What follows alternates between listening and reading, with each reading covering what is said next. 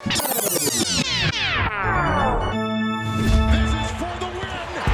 my goodness! You're like NBA basketball! Et passage en force. Passage en force. Bonjour à tous, bienvenue dans ce second épisode de Passage en force à la maison. Donc bienvenue chez nous, puisque nous sommes tous chez nous. Vous avez été nombreux à regarder le premier épisode la semaine dernière et on vous en remercie. N'hésitez pas justement à nous faire vos retours sur nos différents réseaux sociaux, Facebook, Instagram et maintenant YouTube, où on postera du coup à chaque fois nos vidéos de nos émissions et nos émissions spéciales aussi, enfin nos vidéos spéciales dont on vous fera part cette semaine avec un format différent. Je ne sais pas les gars, est-ce que vous pouvez expliquer vite fait quel format vous avez créé tout à l'heure? Déjà, bonjour Mathieu. Bonjour à tous. Bonjour Mathieu. Commençons par le commencement. Premier poli. Bonjour. Je sais pas, Jules, t'expliques ton concept parce que c'est toi qui as inventé un peu l'idée. La petite phrase qui m'a fait pousser cette idée magique, c'est « si j'étais GM ». Et voilà, en gros, on part du principe que toute la NBA est free agent et on peut aller faire nos courses comme on le souhaite avec quand même une contrainte, c'est-à-dire faut 2 rookies et on a une marge de 109 millions en salary cap. Voilà. Parfait, donc on postera ça cette semaine sur les réseaux sociaux, notamment sur YouTube, et après on diffusera aussi sur Instagram et Facebook. Donc aujourd'hui, différents sujets. On reprendra notre dossier sur les Français en NBA pour parler aujourd'hui de Frank Ntilikina aux Knicks et de Killian Hayes, qui est actuellement qui est actuellement La mayonnaise. Rêve pas. Cholet. Rêve pas, Alex. Il viendra pas à New York, Kylian. Non, il a autre chose à c'est faire. parce qu'il parlait de Ntilikina, donc c'est pour ça. Oui, il va partir, donc c'est pas bien. Ça va. Ça troll direct. On entendra une nouvelle série sur le bilan de quelques franchises et on commencera cette série aujourd'hui avec les Utah Jazz. Vous êtes OK avec ça? Yep. Et ensuite, Traduis-nous parce que moi je comprends pas l'anglais. non, voilà, ça sera coupé au montage.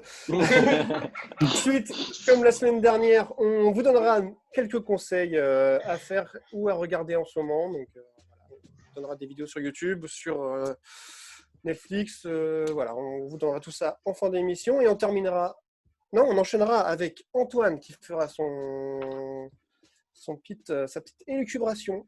Sur Ça a tellement manqué depuis plusieurs semaines là. Quasiment 2 mois, putain, que j'ai pas écrit. Ça t'a fait bizarre de reprendre.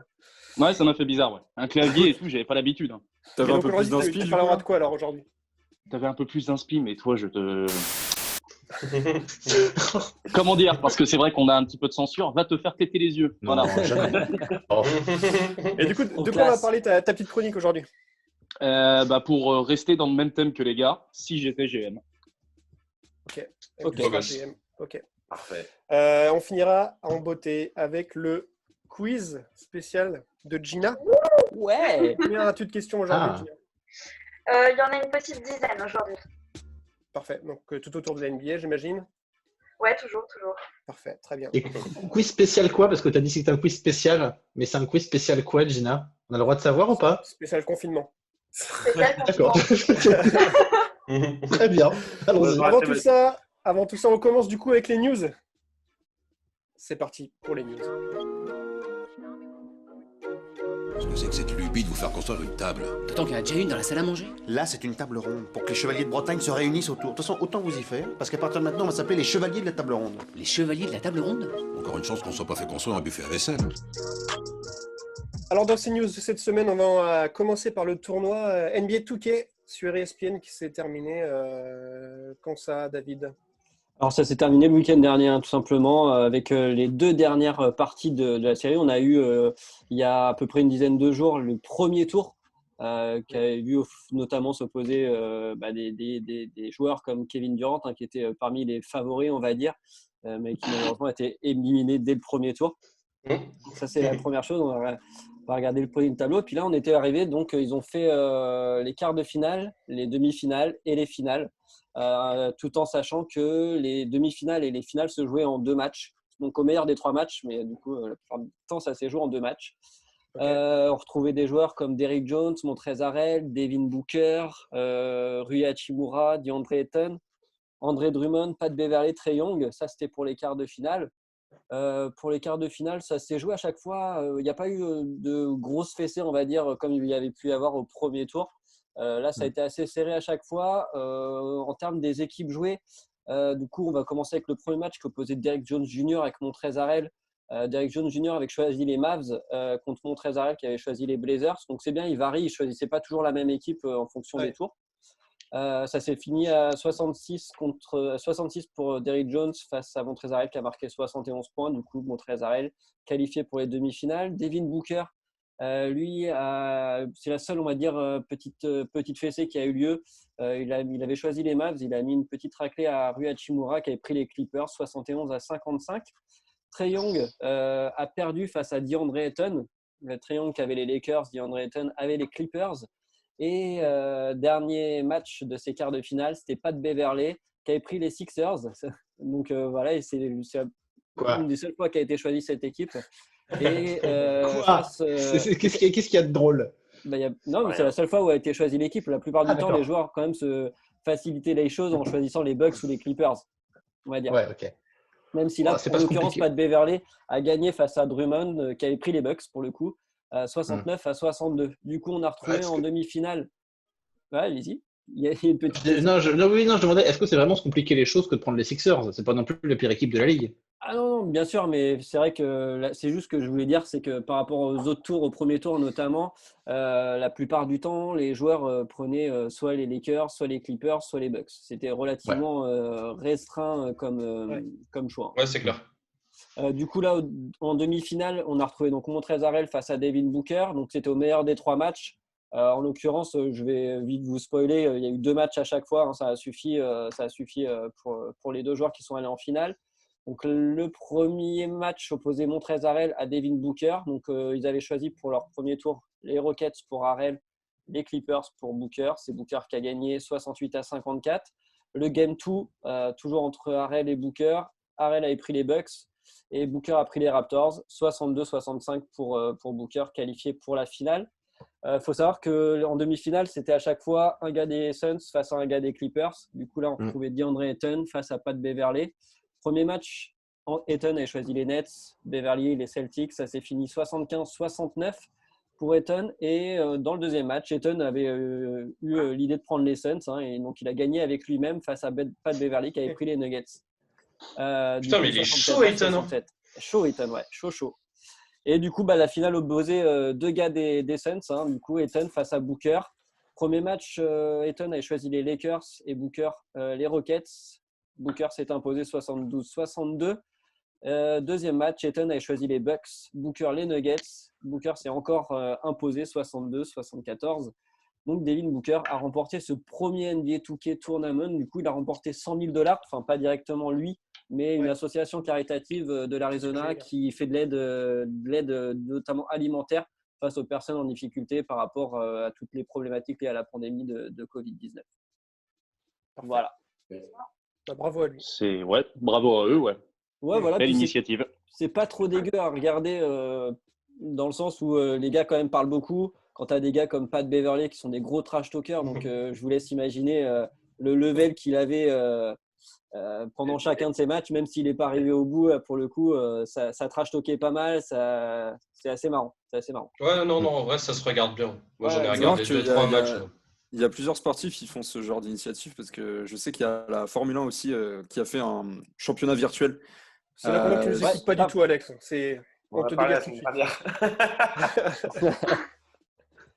On le redit pour les gens qui n'auraient pas écouté. Voilà. Dans le thème. Parce qu'il y a la Formule 1, il y a le vélo aussi, mais par contre, ils font vraiment du vélo chez eux. En gros, c'est. Il faut avoir une grande maison quand même. Hein. Oui, un peu. Ouais. Non, mais en fait, ils sont sur un vélo d'appartement et l'effort en fait est réel. Ouais, et l'effort est réel en fait. Et donc, tu as des joueurs qui sont arrêtés avant la fin de la course parce qu'ils n'en pouvaient plus. Donc, voilà, c'est pas mal. Donc, c'est pas que du e-sport, c'est vraiment du sport. Donc, tu vois, les mecs, ils ont livé sur Twitch aussi, les mecs qui font du vélo. Peut-être. Potentiellement. Tu vois un mec pédaler pendant pendant Bah, 4 c'est un peu heures. le Tour de France, le pire, c'est que c'était en direct à la télévision belge. Ah, mais il y a que Ah les ouais, Belges non, pour mais faire ça. c'est- Ah oui, mais les Ouais, Belges c'est suivent les belge. traces Est-ce que- non, mais- par rapport au vélo. Est-ce que Ouais. c'est vraiment plus intéressant que de regarder quelqu'un pendant une demi-heure avec une manette jouer à Touquet, tu vois? De voir quelqu'un faire du vélo pendant une demi-heure. C'est Bah pas- après, il est plus lucide pour parler. C'est pareil. D'action dans Touquet. Non, mais même, il est plus tu vois lucide des pour trucs. parler. Là, il est Bah, en qu'est-ce plein que t'en effort, sais gros. Si, Moi, si en ça se plein trouve, effort, le je mec parle qui pas, s'est gros. mangé un rond-point, il y avait un tronc sur la route, t'en sais rien, tu vois. Si ça se trouve, il y a eu plein de moments où De c'était rebondissement. Bref, En tout cas- moi j'ai choisi mon corps, hein, perso. Mais... Oui, bah oui. En tout cas, ce tournoi Touquet donc sur ESPN était vraiment sympa à regarder.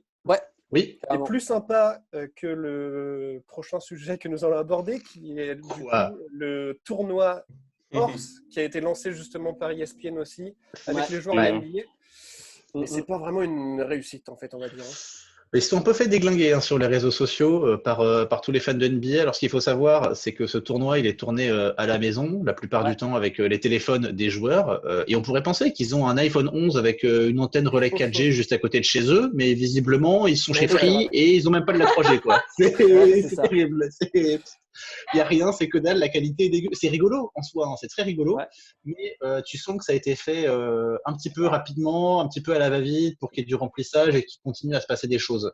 Donc le tournoi de Horse, pour rappeler un petit peu ce que c'est, en gros, c'est un tournoi qui se joue en plusieurs tours, 2 joueurs qui s'affrontent ici par caméra interposée avec un concours de shoot. C'est le premier qui définit le shoot que doit faire le deuxième, c'est-à-dire d'où il le fait, de comment il doit être fait. Enfin, vraiment, il faut que ce soit un shoot identique et qui rentre.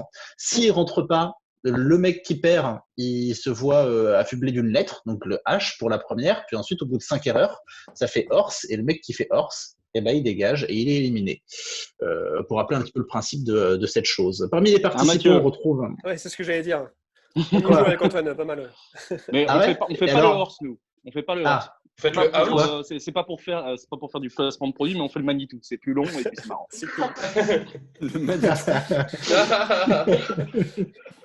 ouais, enfin, j'imagine que vous n'avez pas des participants du genre Trey Young, Paul Pierce, Chauncey Billups, Billups, Chauncey Billups, Mike Oh, Conley, Chauncey. Bah, Zach il y a Lavine, comme- et si, aussi on avait 2 quand même un bon joueuses. joueur. On avait quand même un bon joueur qui était en NBA, c'était Antoine Rogers, je crois.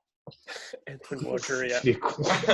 Oh yeah. Et du coup, 2 joueuses de WNBA, Tamika Catchings, future Hall of Famer, et Ali Quigley, qui est probablement la meilleure shooteuse de la plus grande snipeuse de sa génération, en tous les cas de la ligue actuelle. En résumé, Trae Young se fait sortir au premier tour, un Trae Young archi fatigué. Vraiment, il en a quasiment pas mis un. C'était assez étrange à voir. Ouais. Bah, Ouais, il jouait avec c'est-à-dire ses chaussettes jusqu'à maintenant. Attends, il avait un handicap. Mais c'était. Enfin, il devait faire des dunks. Pourquoi il Non. s'est Non, fait ah non, shooter non, en ouais. triangle normalement Non, c'était- au c'est- horse. Même à 3 points, il a été mauvais. Mais Ouais. personne ne fait des dunks, hein. Je suis pas sûr qu'ils aient le droit de toute façon. Si, au horse, t'as le droit de tout faire, gros. Ouais, non, T'as le mais droit bien de faire, sûr, mais là, entre avec les vieux, avec. Bon, après. Qu'est-ce que tu insinues? T'as insinué que Paul Pierce est plus capable de faire un dunk? Ouais, et Ouais. puis je crois qu'il allait dire quelque chose qui Ouais. serait pas facile, je pense. Je crois que j'ai deviné et. En WNBA, il n'y a pas beaucoup de dunks, c'est ça que je voulais dire. Vous voulez parler de la Voilà. snipeuse Ah, ça, c'est Eh, niveau c'est de pas, jeu, par contre. c'est pas pour rien qu'il y a les snipeuses et pas Marteau Pinon. Mon gars, ouais. Non, c'est pas. C'est pas possible. C'est un autre débat. Oui, enfin, c'est un autre débat. En attendant, la snipeuse, elle a sorti. Attends, vous Chris Paul. remarquerez quand même la tête de Gina. Elle a- Non, mais elle a moi, sorti j'ai regardé Chris Paul. que ça depuis tout à l'heure. Elle a sorti Chris Paul. Hein.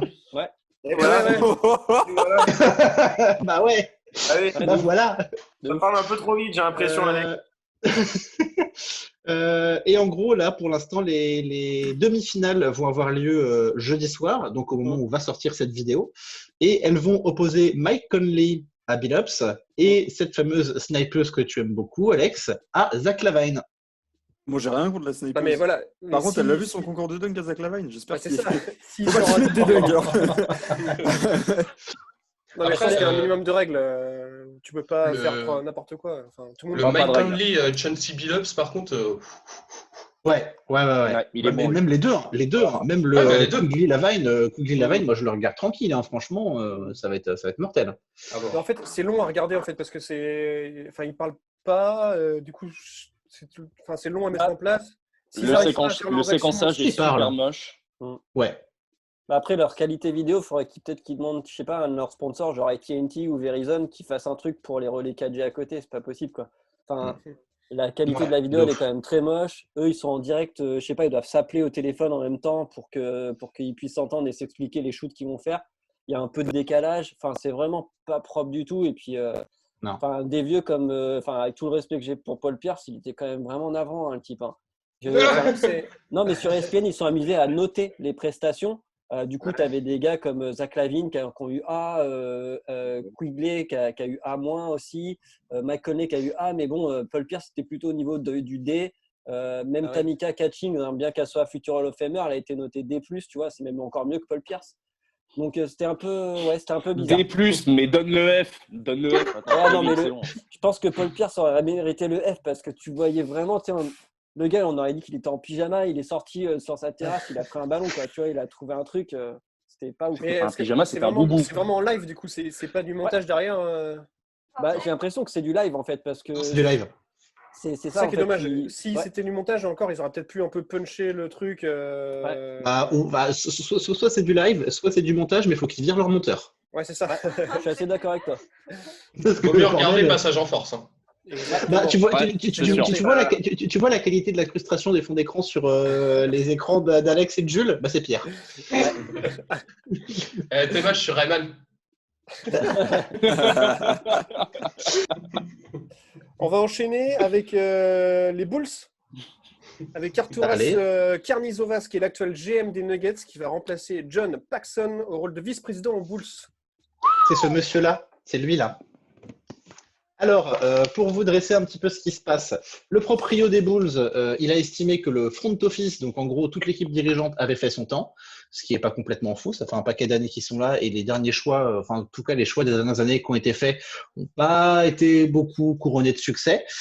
Et donc il fait le ménage et il a fait venir ce monsieur, Arturas Karnizovas, en provenance de Denver, qui sera pas GM pour le coup. Lui, il sera chargé de recruter le GM et la future équipe qui aura autour. Et il n'a pas chômé parce qu'il est arrivé il y a même pas une semaine, donc jeudi dernier. Et dès son arrivée, il a fait venir Gigi Polt, qui est en provenance des Pelicans. Et ce mec-là, c'est un financier hors pair. Il est considéré comme beaucoup dans le milieu, voire même par quasiment tout le monde, comme le meilleur dans ce qu'il fait. Et c'est le meilleur en tous les cas sur le cap space. Donc en gros, c'est quelqu'un qui va réussir à te dire quel joueur tu peux recruter selon la thune que tu as. Un peu ce que vous avez fait les gars tout à l'heure là sur votre hors-série. Si j'étais GM, bah lui son truc c'est la thune. Et très clairement, il va te dire, lui, tu peux le payer tant et tout. Et c'est vraiment le professionnel dans ce milieu-là. Pour l'instant, c'est la seule personne qu'il a réellement recrutée. Après, il a quelques noms en tête, notamment des noms qui viennent de là où il vient, donc des Nuggets. Donc, le recrutement de ce mec-là par les Bulls, c'est une très, très belle opération, on va pas se mentir, pour Chicago. Après, à voir ce que ça va donner en termes de recrutement, en termes de quel joueur il va réussir à faire venir, de quel GM il va réussir à faire venir, même si pour l'instant, le nom principal qui ressort, c'est quelqu'un qui viendrait des Nuggets également. Et c'est en ça que ce sera un très mauvais coup pour les Nuggets, c'est que lui, plus l'ancien GM des Nuggets qui viendrait s'installer aux Bulls, ça voudrait dire un potentiel départ de certains joueurs des Nuggets vers les Bulls. Et ça pourrait devenir très compliqué pour Denver. Un peu comme Thibodeau avait fait avec Minnesota, quoi. Voilà, exactement. C'est un peu ce qui est en train de se passer. Là, ils sont en train de regarder un petit peu à droite à gauche. Lui, il veut recruter beaucoup d'assistants GM, notre ami Arturas, qui n'était pas nécessairement la spécialité des Bulls, qui n'avait pas énormément d'assistants de GM jusqu'à aujourd'hui. Donc, ça risque de beaucoup changer le fonctionnement des Bulls et ça risque aussi. Enfin, la question se pose de savoir. Si on va pas voir un bon retour des Bulls déjà en play-off d'ici ces 3 prochaines saisons, et surtout, est-ce que ça va pas être une équipe qui va devenir prétendante au titre d'ici quelques années, ou en tous les cas qui va entamer un process comme a pu le faire Philly il y a quasiment 10 ans maintenant d'ailleurs, quasiment 10 non, peut-être pas 10 ans, mais en tous les cas il y a 6 ans. Est-ce que ça va pas entamer quelque chose ici qui va durer probablement 5 ou 6 ans, mais qui peut augurer quelque chose de plutôt chouette? De toute façon, ils peuvent pas descendre plus bas, je pense. Ouais. Sur donné que Chicago, c'est quand même une franchise mythique. Ce serait bien de ramener au moins les playoffs à Chicago, quoi. Ouais. Je pense. Qu'est-ce que tu en penses, Antoine? Parce qu'aujourd'hui, tu portes le maillot des Bulls, enfin le t-shirt des Bulls, mais d'habitude, tu es pour, Nuggets, moi. Ouais. pour les Nuggets. Ouais. Alors, Bah, c'était pas trop mal de voir un petit peu ça. Il s'est C'est adapté. piqué Apple, pour donner à Jacques. Après, ouais, c'est un projet à long terme. Là, ça vient tout juste d'être annoncé. On n'a toujours pas de GM, on n'a pas forcément d'insight sur ce qui va se passer. C'est difficile de juger si cette opération va s'avérer positive pour les Bulls et si elle va s'avérer négative pour les Nuggets. Bah, On peut pas avoir d'avis pour le moment. Elle est déjà un petit peu positive pour les Bulls, vu le premier recrutement qui a été fait en 2 jours, qui est le financier des Pels, qui est considéré comme quasiment toute la ligue comme le meilleur, clairement meilleur dans sa catégorie. Donc très clairement, si le mec commence, il arrive en plein confinement avec des entretiens Skype au bout de 2 jours à te recruter quelqu'un des Pels. Je pense que non, mais il devait le connaître également. Et puis après, c'est le front office. Oui. Le front office se connaît bien aussi. Hein. Ouais, et c'est pour ça il le connaît. Petit monde. Hein. Et il connaît bien le mec qui veut recruter chez les Nuggets aussi, à mon avis. Donc, c'est pour ça que ça peut faire peur. Après, oui, comme tu dis, absolument rien n'est fait. Et il y a une shortlist de 5 noms actuellement qui est sur son bureau, dont le mec des Nuggets fait partie. J'ai plus les autres noms en tête. Je crois que ça va chercher aussi à Dallas un petit peu. Mais en tous les cas, il y a une shortlist qui est sur son bureau. Et le premier nom de sa shortlist, c'est ce mec-là. Ouais. Mais après, ça va jouer à coup de chiffres. Hein. Je pense que les projets, si on parle de Nuggets et Dallas, le projet est en cours. Hein. C'est des équipes qui sont playoffables, qui sont hot en ce moment. Après, si Chicago est capable d'aligner les bons zéros sur le chèque pour faire venir ces personnes-là, il n'y aura pas de choix à faire. Je pense que les GM regardent plus en matière financière que sportive leur poste et partiraient plus facilement pour les Bulls. Ouais, puis Chicago, ils ont une base qui est jeune. Quand tu comptes Zach Lavine, Laurie Markkanen et mettons Kobe White. Si on met Kobe White dedans. Aussi, c'est vrai que c'est jeune. Ouais, c'est une base jeune. Il faudrait un pilier ou un daron un peu qui arrive dans cette équipe. Tu verrais, je veux dire, tu verrais qui, mais. Justement, j'étais en train de chercher et ouais. Il faut un pilier une équipe jeune sur le court. Hein. Donc là, en tout cas, il vient d'arriver cette semaine et on verra du coup comment il va monter son équipe autour de lui. Il y a même des chances que ça bouge entre le moment où on enregistre cette émission et le moment où elle sort jeudi. Il y a des chances. Donc on rajoutera les informations la semaine prochaine, pour le coup. Oui. On enchaînera la semaine prochaine. On enchaîne du coup avec 2 petites news autour de... On va commencer avec le maillot de Michael Jordan qui va être mis aux enchères. Donc le maillot, ce fameux maillot des Jeux Olympiques de 1992 de la fameuse Dream Team qui a été signé par Michael Jordan et qui a été porté aussi. Acheté, oui, aussi.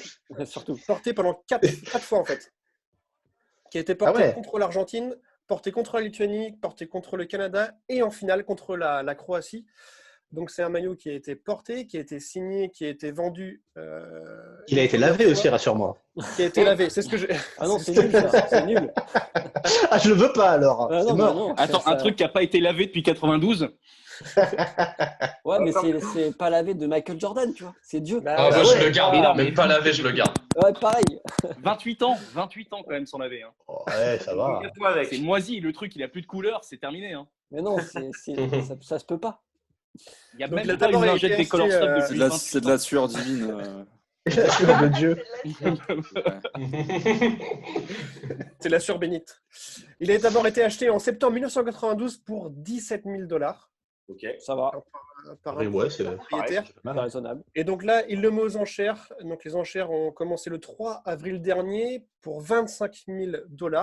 Donc là, actuellement, aujourd'hui, nous sommes à $38,000.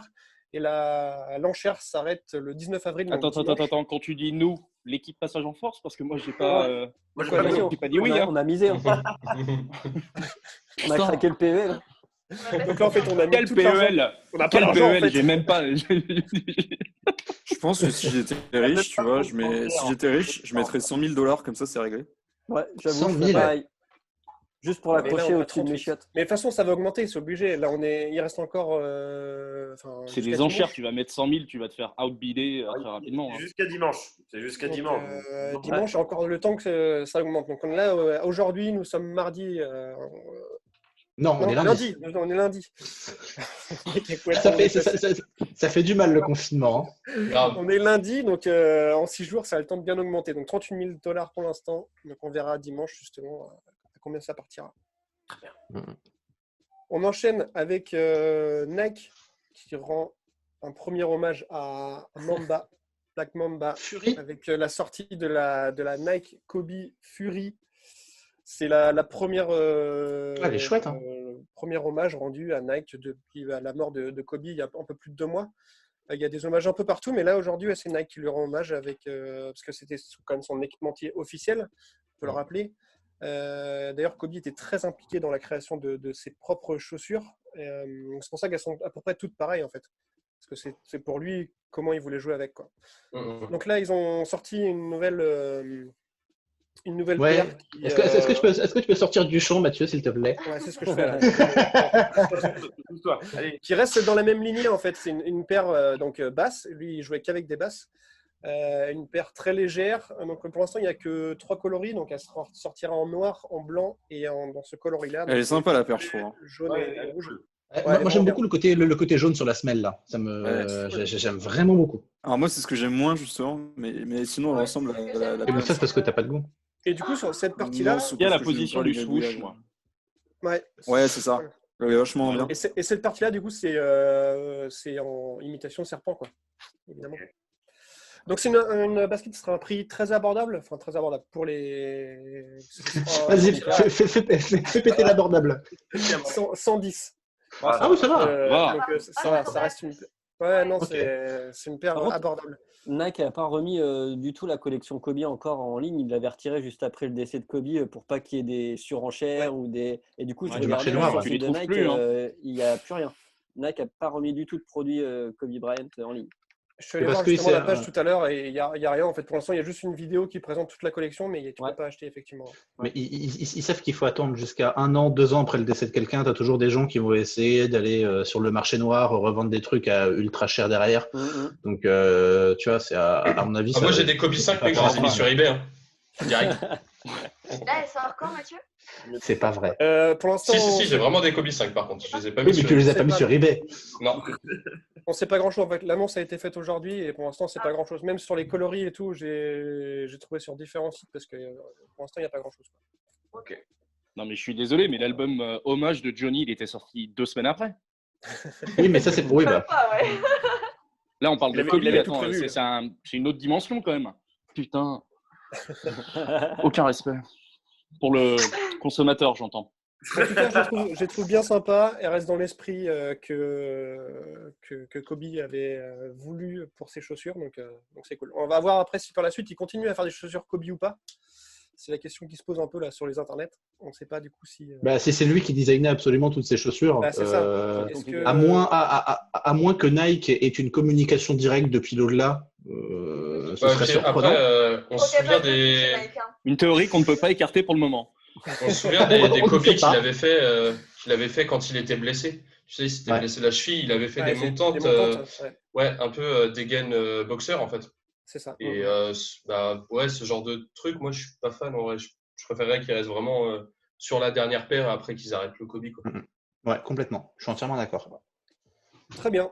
Eh bien, on va enchaîner avec le premier gros dossier, le dossier qu'on a déjà entamé la semaine dernière, le dossier sur les Frenchies. Et est-ce qu'on a une petite musique pour lancer? Oui. C'est parti. With the 20th pick in the 2012 NBA draft, the Houston Rockets select the Denver Nuggets, select the San Antonio Spurs, select the Denver Nuggets, select Rudy Gobert from Saint-Coutin, France, Nicolas Batum from Lisieux, France, Tony Parker of Racing Club Paris, France.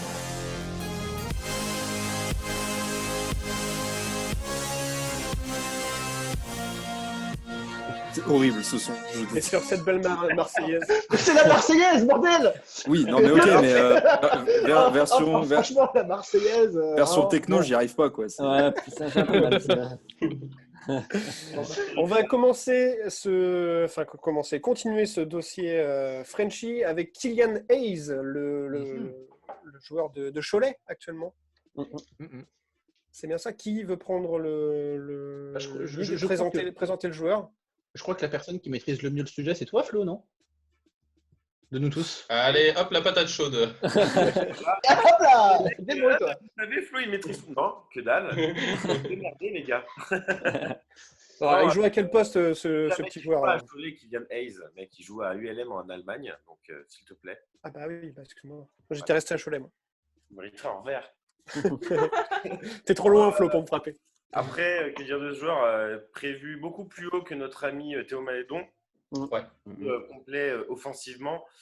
Après, j'ai regardé très peu de vidéos de ce joueur. J'ai surtout regardé des rapports de scouts. Il est prévu dans le top 5 pour l'instant de la draft. En tout cas, ça serait sans doute le premier Européen à être drafté cette année, ou en tout cas, il est dans les potentiels premiers draftés européens. Ouais. Que dire de plus que bah, voilà, il a quitté justement le championnat français l'année dernière pour pouvoir passer un peu un cap. Ah bah oui. Donc, je ne connais pas ses stats par contre, hein, de ce qu'il a pu faire en Euroleague. Il a des très bonnes stats là. Genre en Allemagne, il tourne à plus de 12 points de moyenne. Voilà, je sais que par contre, dans le championnat allemand, il est très très bon. Il impacte bien l'équipe. Je pense que bah, de toute façon, au niveau de l'Euroleague, généralement, tu as toujours une petite baisse qui se fait entre les deux. Donc voilà. Sinon, je ne sais pas trop quoi dire sur le sport. J'ai 2-3 trucs sur le style du joueur. Moi, en vrai. je peux jouer. Donc, je sais que c'est plutôt un gars qui va être tendance à shooter et à organiser le jeu. Et c'est tout ce que je peux dire. J'ai pas Il joue quel poste déjà? C'est arrière meneur. Ouais, Arrière à la base, c'est un arrière de formation. Ouais. Voilà, ça va être plus même dans le style combo, tu vois, dans le sens où il shoot quand même pas mal. Après, il a un bon jeu de passe, mais qui reste encore à développer quand même pour la NBA. Ouais, exactement. Bah, il n'a pas de main droite en fait. Il a une grosse main gauche. Moi, j'ai regardé d'autres trucs sur lui un peu hier soir. Ouais, il a une grosse main gauche. Il a vraiment une bonne vision au niveau playmaking, mais il va être limité par sa main droite. Vraiment, c'est abusé. Enfin, tu sais, en temps de confinement, on est un peu tous limités par notre main droite. Hein. Ouais, c'est sûr. Mais non, mais comment enchaîner là-dessus, les gars Mais non, mais considère vrai, que c'est uniquement pour lui qu'il a fait ce commentaire. Je pense qu'il doit progresser sur sa main droite, sur ses déchets, parce qu'il tourne à je crois qu'il a plus de 3 turnovers par match. Donc c'est un joueur qui prend beaucoup de risques en fait, qui balance beaucoup de passes c'est des passes risquées. C'est pas forcément des passes farfelues, mais c'est des passes risquées.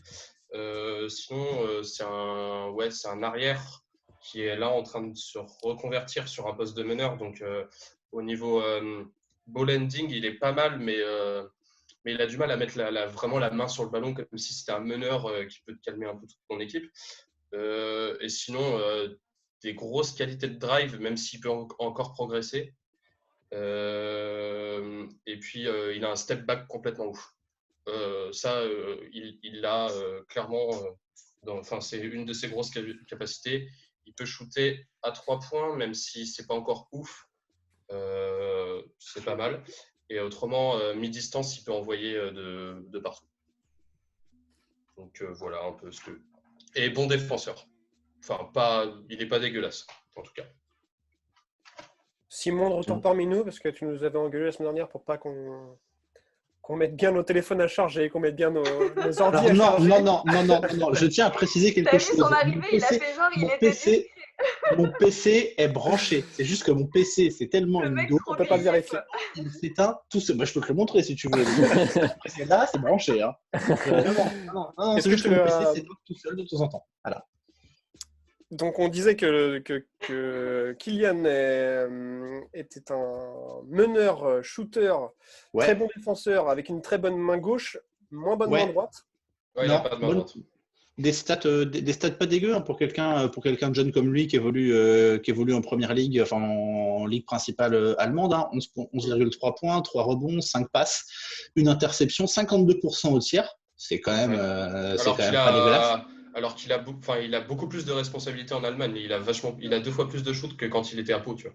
Donc il a quand même gardé des stats hyper intéressantes alors qu'il a un volume de jeu plus important. Je vois aussi sur l'article là que j'ai dans les yeux de Trash Talk qu'il a été élu Rising Star de la Ligue cette année avec 30% des votes pour lui. Son palmarès est ouf, déjà à 18 ans. Ouais, ah, franchement, il a 18 ans. Ouais, 19 maintenant. Ah, 19, ouais, c'est ce qu'il me semblait. Ouais, 19 ans maintenant. Donc ça risque franchement d'être un bon prospect franco-américain, pour préciser qu'il a les deux nationalités, un franco-américain, et que ça va probablement, ça dépend d'où il tombe, dans quelle équipe il tombe après à la draft, mais ça va certainement moins faire pchit qu'un Frankie qui a été mal utilisé ou sous-utilisé au Knicks. En tout cas, moi j'y crois. Très bonne transition, Mathieu. Ouais, exactement ce que j'allais dire. Après, il a plus le profil, Elio Kobo, tu vois. Ouais, qu'on va développer après. Il Ouais. est bien meilleur en attaque qu'un Frankie qui peut galérer un peu dans la ligue parce que il manque de confiance en Il est moins timide. Il est moins timide Ouais. en fait. Ah ouais, bah lui, il s'en fout. Hein. Il n'a pas vraiment de doute. Non. Il balance des bombes en step back, gros, des 3 points. Il en a rien à foutre. Le problème Tu vois, c'est qu'il n'a pas de premier pas. De toute façon, c'est surtout ça. C'est ça qui Non, mais m'a pour- pas le ballon, et puis c'est son premier pas parce qu'aujourd'hui, quand il veut, en fait, pour déborder sur un dribble, tu vois qu'en fait, il n'y arrive toujours pas. Quoi. C'est ça qui bloque un peu, je pense aussi. Et puis bon, d'autres aspects de son jeu. C'est la vitesse. À part faire, quoi. C'est la vitesse d'exécution qui manque. Exactement aussi, Mathieu. Donc du coup, je te laisse embrayer là-dessus. Oh non, je vais embrayer sur plutôt son avenir. Du coup, où est-ce que vous le voyez là, cette année, enfin l'année prochaine plutôt? Ouais, parce qu'en fait, il faut préciser que c'est sa dernière année de son contrat rookie. Là, 2020-2021, il va rentrer dans sa dernière année de contrat rookie, qui était un contrat de 3 ans, traditionnellement en NBA, et que tu signes avec normalement la même équipe. Après, bon, on sait qu'en NBA, les choses bougent beaucoup. Et là, pour le coup, pour Frankie, ce serait bien, et pour Frankie, et pour les Knicks, que ça bouge. Vraiment. Après, où est-ce qu'on le voit en NBA aujourd'hui? Justement, le fait de faire un pont entre Killian Hayes et Frankie, je suis en train de me dire que j'avais vu des bonnes choses, moi, quand même, du petit Frankie sur la Coupe du Monde au début de l'année, qui m'avait franchement enjaillé. J'étais comme un fou devant ma télé en train de me dire, mais franchement, s'il nous fait ce qu'il nous fait à la Coupe du Monde au début de la saison NBA, mais c'est bon, le mec, ça y est, il est parti sur des bonnes bases et tout. Ça. Ouais, Et au final, non. Et au final, non. Et c'est là que on s'est même dit la même chose pour Poirier, qui pourrait mériter plus de minutes à Boston. Pour te dire. Pas moi, mais oui, d'accord.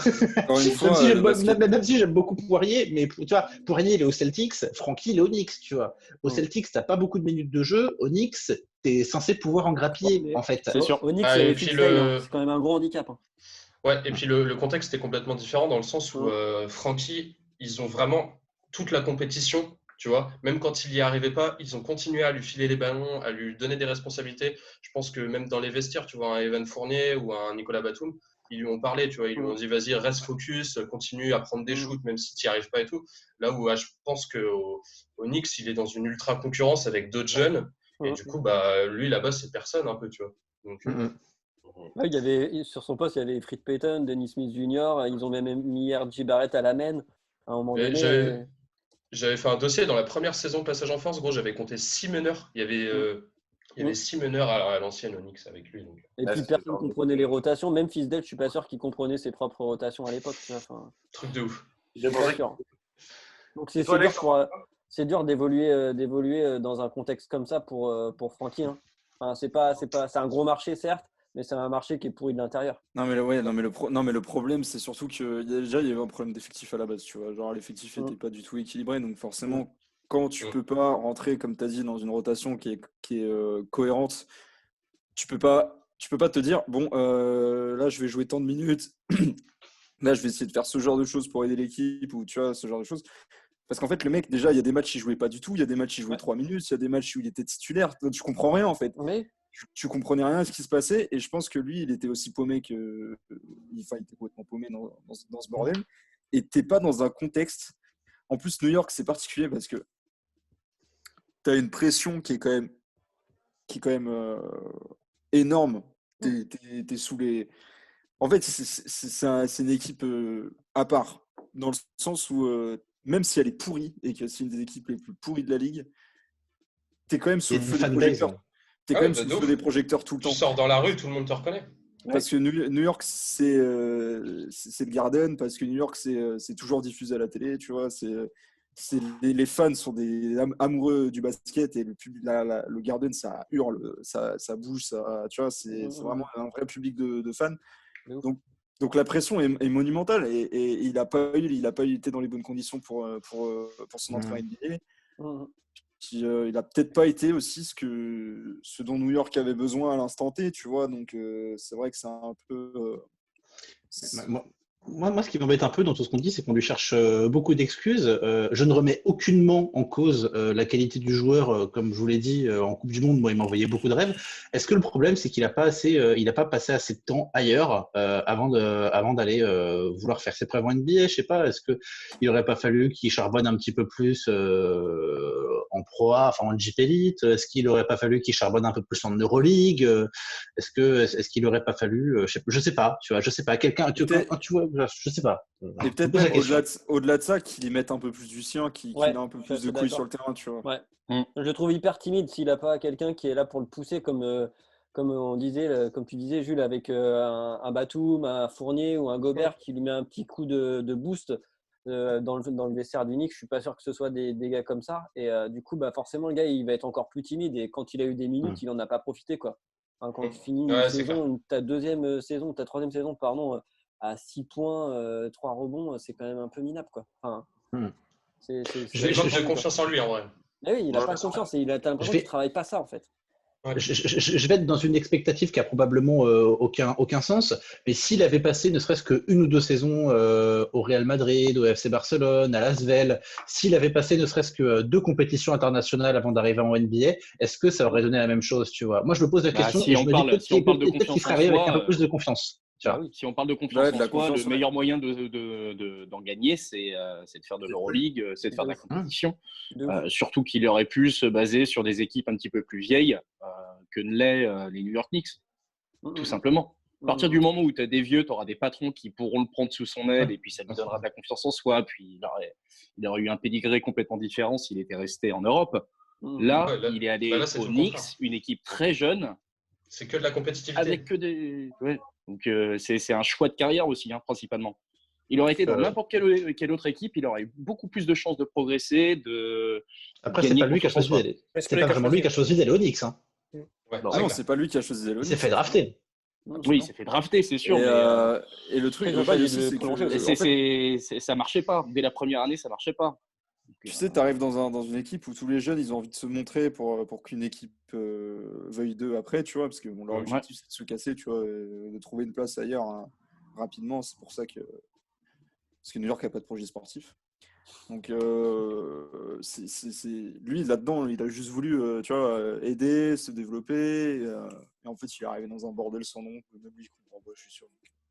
Mais justement, je suis parfaitement d'accord, mais au bout de la première année, je pense qu'il est.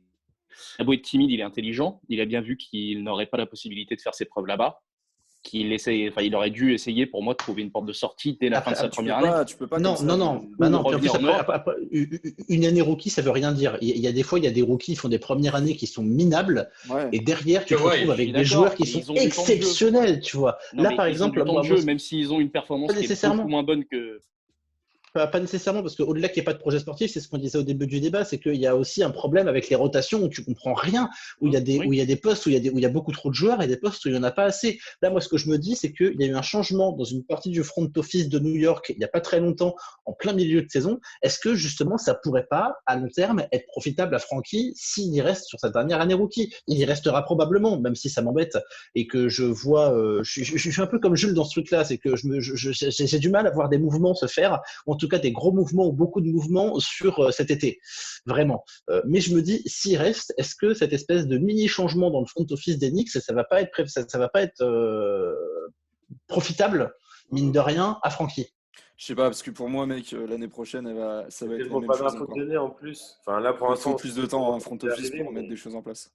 Oui, là, ça va être trop juste. Sur le long terme, mais il faut faire attention à pas perdre trop de temps quand même, quoi.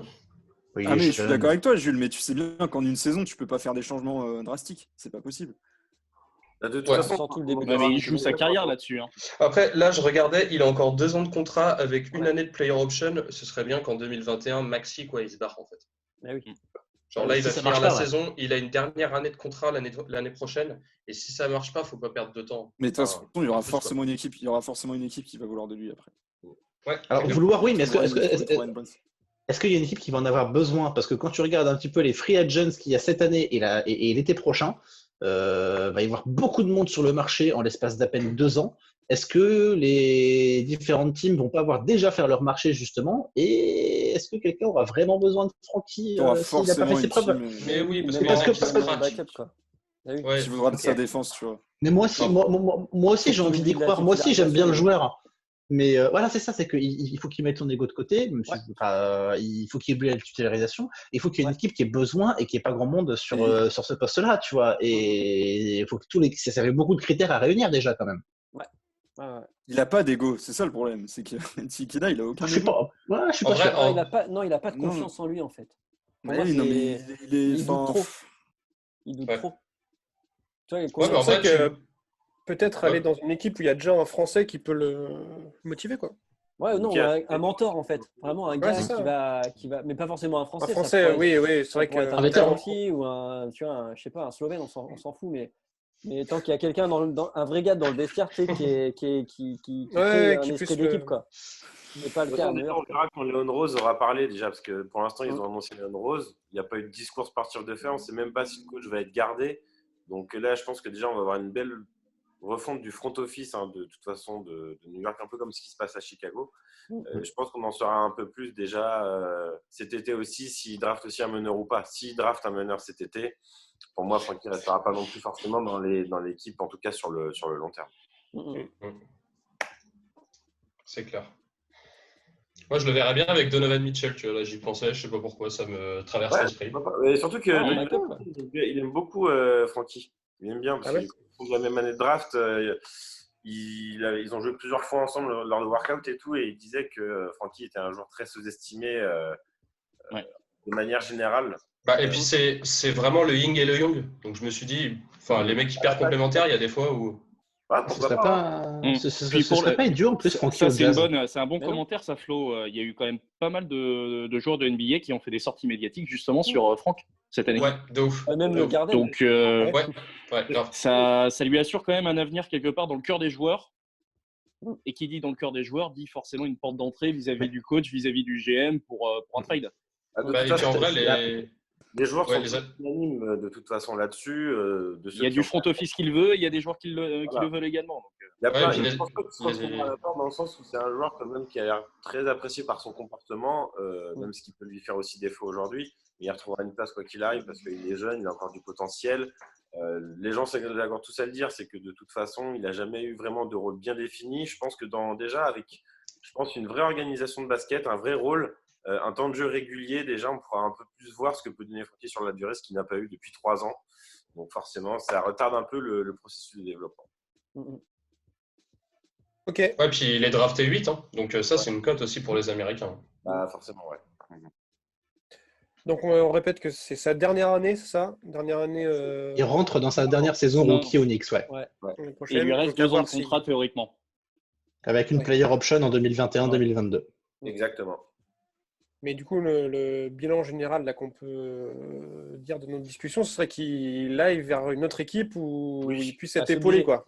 Il pourra Ouais, rien faire ouais. au Knicks. Hein. Il y a besoin Rien faire au Knicks. d'un vrai mec. Mhm. Il n'y a pas d'intérêt à rester au Knicks. Non. On va passer à une nouvelle série, si vous voulez bien. Une série Non. bilan franchise. Bilan franchise. Donc chaque semaine, on va essayer de faire le bilan d'une franchise. Et cette semaine, on va attaquer par justement, on en parlait il y a quelques minutes, les Utah Jazz. Ouais, on peut commencer par rappeler le bilan, peut-être ce qu'on en attendait aussi de ces Jazz en début d'année, parce qu'il y a quand même eu pas mal de trades du côté de Salt Lake City, avec l'arrivée de gros joueurs comme Mike Conley, hein, notamment, et Bojan Bogdanovic, qui sont les deux grosses signatures de l'été dernier. C'est vrai qu'avec le départ de Rubio l'année dernière, qui a été tradé pour le coup du côté de Phoenix, il perdait un meneur. Donc, il fallait trouver une sorte de playmaker qui allait pouvoir utiliser des Donovan Mitchell, des Rudy Gobert, et plus si affinité. Sachant qu'ils avaient aussi perdu, pour moi, un joueur qui était pas mal dans leur construction. C'était Derek Favors aussi. Hyper important. Hyper important en backup de Rudy. Quand il arrivait sur le terrain, tu étais de toute façon, la raquette, elle est protect, il n'y a pas de souci. Rudy Gobert, il s'est blessé les 2 dernières débuts de saison avant. Et Derek Favors faisait le taf, quoi. Exactement. Exactement, il a fait le taf tout seul, comme tu dis. C'était pour moi un énorme apport, que ce soit des deux côtés du terrain, aussi bien offensif que défensif. Le gars, c'est carrément le taf. Donc pour moi, ça a été un peu un crève-cœur de le voir partir Puis vu la saison qu'il a fait aux Pels, c'est pas déconnant non plus, quoi. Du coup, les 2 grosses signatures, c'était Mike Conley et Bojan Bogdanovic. Il y en a une qui a fité, l'autre pas du tout. On commence par laquelle, les gars? Celle qui n'a pas fité. Celle qui n'a pas fité, ça a été du côté du poste 1 avec Mike Conley la greffe n'a pas pris, pas prise du tout même. Dans le sens où il n'arrivait pas à stater, au niveau des patchs c'était pas correct, c'était pas le Mike Conley qu'on connaissait, et du coup le début de saison quand même a été un peu compliqué au niveau du Jazz, même s'il était, on va dire, un peu moins pire que les saisons d'avant. Pour moi, j'ai trouvé un peu moins pire, mais une saison qui a pas commencé de ouf. C'est vrai qu'on s'attendait à mieux de Mike Conley qui avait l'habitude de jouer, on va dire, avec un poste 5 on va dire puissant, avec Marc Gasol en l'occurrence, à l'époque de Memphis. Donc on s'était dit ça allait nous vendre du rêve au niveau des pics. On n'y a peut-être pas pensé, mais c'est tellement un 5 complètement différent, Marc Gasol. Moi aussi, je me suis fait exactement la même conclusion que toi, dans le sens où lui, il va pouvoir enfin trouver Rudy et lui mettre des balles à l'intérieur. Mais après, le truc, c'est que Marc Gasol, sur ses blocs, il y a 2 types de suites pour un bloc, pour un pivot. C'est soit tu rolls, donc en fait c'est pick and roll, tu vas vers le panier, soit pick and flare. Et Marc Gasol, lui, le pick and flare, il l'utilise à mort. En fait, il se décale à 3 points. Plus que Gobert, en fait. Ouais, exactement. Ouais. Donc du coup, c'est pas vraiment le même type de joueur, quoi. Ouais, mais après, bien sûr, il y a ces petits ces aspects techniques, mais ils auraient pu quand même, on va dire, apprendre à jouer ensemble. Rudy, c'est quand même un des meilleurs poseurs d'écran de la ligue. Le gars, on l'a vu cette année, même s'il n'avait pas de balle dans les mains, entre guillemets, personne, il allait toujours vers le panier, il était toujours en position d'attaque. Là, on en a déjà parlé, où plusieurs fois on s'est fait la réflexion, mais attends des matchs. Moi, je me suis fait la réflexion, je fais, mais ils sont où les passes? Personne joue avec Rudy, il l'utilise on va dire, en épouvantail dans la raquette pour faire peur aux drivers en défense, des attaquants d'opposition. Et je me suis dit, c'est dommage d'utiliser un gars comme ça, qui a un réel potentiel. C'est dommage qu'il n'y ait pas eu plus de place, même de la part de Donovan Mitchell, qui lui pouvait apporter ce côté passe-là, même s'il y a quand même un côté, on va dire, ricain dans la façon de jouer. Je suis entièrement d'accord avec toi. Quand tu vois comment Donovan Mitchell est aussi, comment Rudy Gobert est aussi capable de se faufiler dans les raquettes adverses et d'aller de défoncer un arceau, tu es en train de te dire, mais certes, c'est le meilleur défenseur de la ligue aujourd'hui, utilisez-le un petit peu en attaque aussi, quoi. Enfin, ou en tout cas un peu plus. Vraiment. Il y a que Joe Ingles qui arrive à le trouver. Et vu le plus gros dunker de la NBA. Voilà, il y a le plus gros dunker. Après, en plus, Joe Ingles, il est un peu sorti du 5 matchs avec l'arrivée de Mike Conley, et O'Neal aussi a pris sa place. Et puis de Bojan aussi qui est arrivé. Après, on va reparler de Bojan, mais c'est sûr que Joe Ingles, il est sorti du début. Est-ce que ça expliquerait aussi en partie le mauvais début de saison? Parce que c'est quand même, même s'il n'a pas dans les stats des choses qui ressortent, il est important dans le jeu de Utah. On l'a vu l'année dernière. C'est l'âme de l'Utah. C'est un peu ça. C'est lui, pour moi, un peu le lion dans l'équipe qui crée un peu l'esprit d'équipe. Et du coup, il n'était plus là. Donc, de le voir arriver en 6e homme, c'était un peu dommage. Et quand il est revenu un peu dans le 5, on a senti un petit coup de mieux. Enfin, c'est ce qui a relancé pour moi le début de saison. Et puis, Rudy a reçu plus de balles aussi. Après, on peut enchaîner avec l'autre arrivée, l'autre grosse arrivée. Donc, c'est Bojan Bogdanovic. Là, le gars, il a fité direct. Enfin, le gars, il arrive avec une saison, il met plus de 20 points, quasiment 20 points par match, peut-être même un peu plus. C'est un gros shooter à 3 points, il est quasiment à 40%.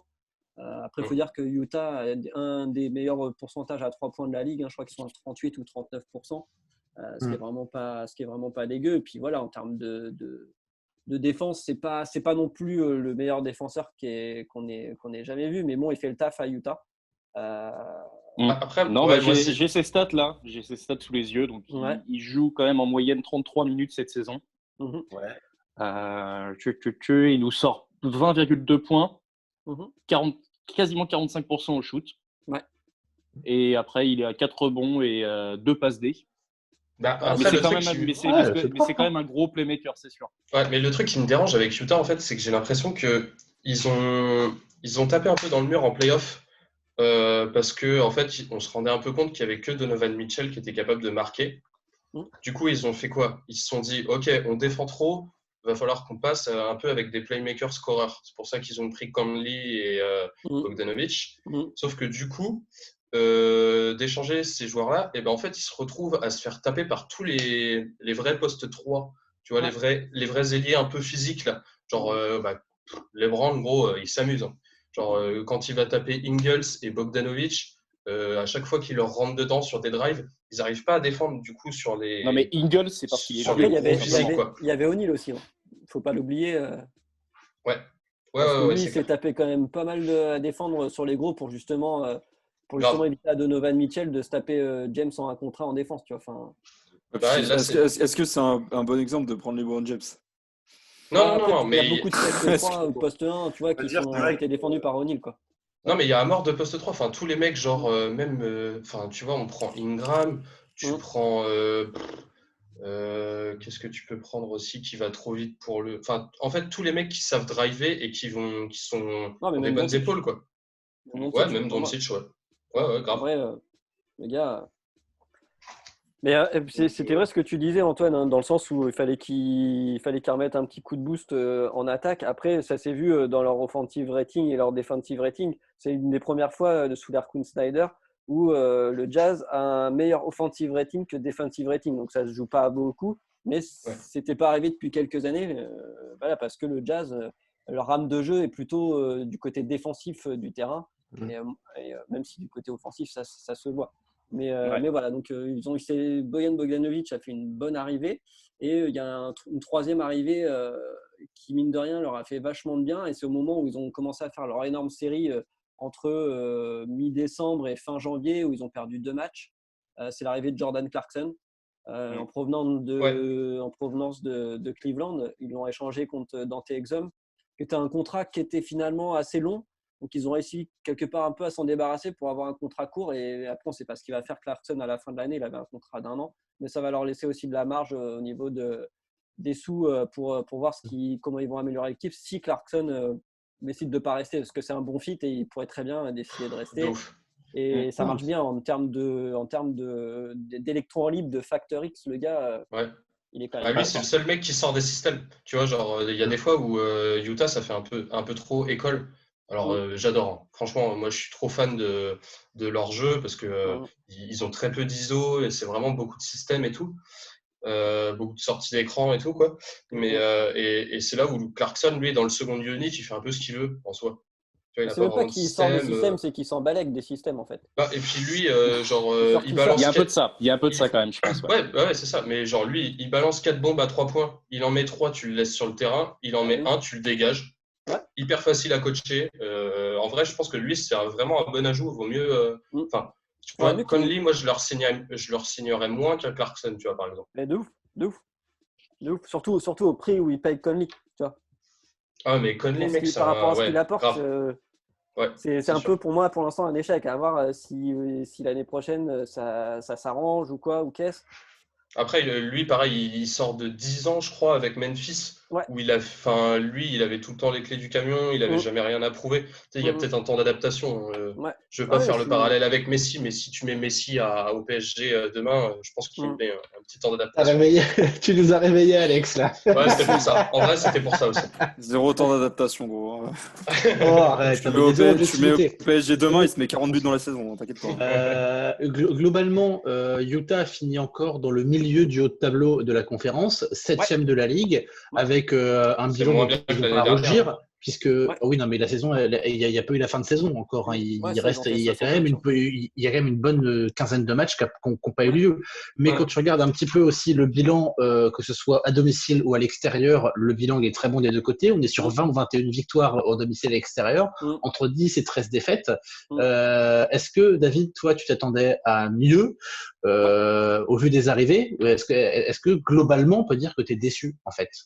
Je suis un peu déçu dans le sens où je m'attendais, je pense comme beaucoup de monde, tu vois, l'arrivée de Mike Conley, tu te dis, bien sûr, après, tu as toujours le comparatif avec Rubio. Le gars, entre-temps, il a été un peu champion du monde, MVP du championnat du monde, tu vois, à son poste 1. Tu te dis, on laisse quand même partir un des meilleurs meneurs du monde, c'est un peu relou. Après, Mike Conley, c'est pas non plus un amateur, tu vois, il connaît son taf. Mais bon, quand tu voyais les premiers matchs, tu fais bon, tu vois un premier match, deux premiers matchs, trois premiers matchs avec Conley, tu es là.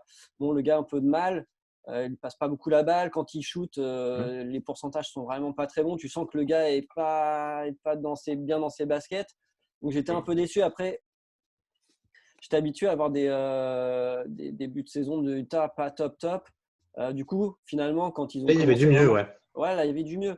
En plus, avec, comme je te dis, avec leur série qu'ils ont commencé à partir de décembre jusqu'en fin janvier, ils ont perdu que 2 matchs. J'étais hyper content. Après, il faut relativiser. Ils avaient quand même un calendrier relativement facile à cette époque-là. Mais bon, il fallait les prendre, ces matchs. Des fois, tu vois, il y a des équipes où ils ont le calendrier facile, puis du coup, ils le prennent trop à la légère et ils perdent des matchs à la con, tu vois. Là, ce qui n'a pas trop fait le Jazz. Donc voilà. Pour moi, ils n'arrivent pas à taper les gros, quoi. Ouais. Le Jazz, c'est un vrai problème. Ils n'arrivent pas à taper les gros. Ils tapent jamais les gros. Ils ont quand même tapé les Rockets sur un énorme shoot de Bojan, tu vois. Ouais, mais c'est ça. Ouais, mais au final, tu vois, après, c'est ça qui a fait un peu péter. Mais ouais, voilà, c'est ça. Voilà, après, c'est ça toujours à 50 points, quoi. Au niveau de l'effectif, vous voyez un changement ou est-ce qu'ils vont rester comme ça là, pour l'année prochaine? Laissons sa chance à Mike Conley. Là encore, c'est peut-être une question de temps d'adaptation. Hein. Là, quand tu regardes, par exemple, Bogdanovic, sans déconner, c'est sa meilleure saison. Hein. Là, j'ai ses stats Brooklyn, Washington et Pacers. Il a pris 3 minutes et demie de jeu environ, mais il a pris 6 points de plus. Il est passé de 14 points, de 13 points et demi, on va dire, jusqu'à 20 points là. Après, Conley, c'est un meneur hyper intelligent, qui a de l'expérience. Je pense que ça va finir par… C'est ça, moi, globalement, je suis entièrement d'accord avec ce qui se dit et je vais même aller plus loin. Je suis globalement d'accord avec et le front office et les joueurs de Utah. Pour moi, aujourd'hui, à aller un poil de cul près, c'est une franchise. Aujourd'hui, c'est un roster, c'est un 5 qui est capable d'aller jouer le titre. De ouf, parce qu'ils ont une profondeur quand même de banc, tu vois, qui arrive à apporter vraiment des choses. Des joueurs comme Royce O'Neal qui font bien le taf et qui ont encore une marge de progression de ouf. Après, la petite inconnue, on va dire, c'est Jordan Clarkson. Est-ce qu'il va rester? Est-ce qu'il ne va pas rester? On verra. Après, moi, j'ai envie de te dire le titre, jamais quand même. Mais non, je prends juste Utah, mais j'oublie la comparaison avec les autres teams qui actuellement. Je me dis, aujourd'hui, c'est une équipe qui est taillée potentiellement pour aller jouer le titre d'ici à 3 ans. Pour moi, c'est possible qu'ils fassent des finales de conf, voire même finale. Après qu'ils gagnent le titre, il faut voir ce qu'il y a en face. Et on sait bien, le basket, qui avait Toronto l'année dernière, on va la refaire 15 millions de fois.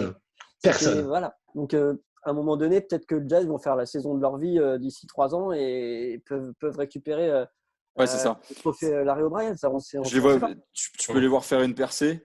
Mais à savoir, une équipe qui peut jouer le titre tous les ans, comme c'est le cas aujourd'hui, les effectifs tels qu'ils sont, par exemple, des Bucks ou des Lakers. Ou des Lakers.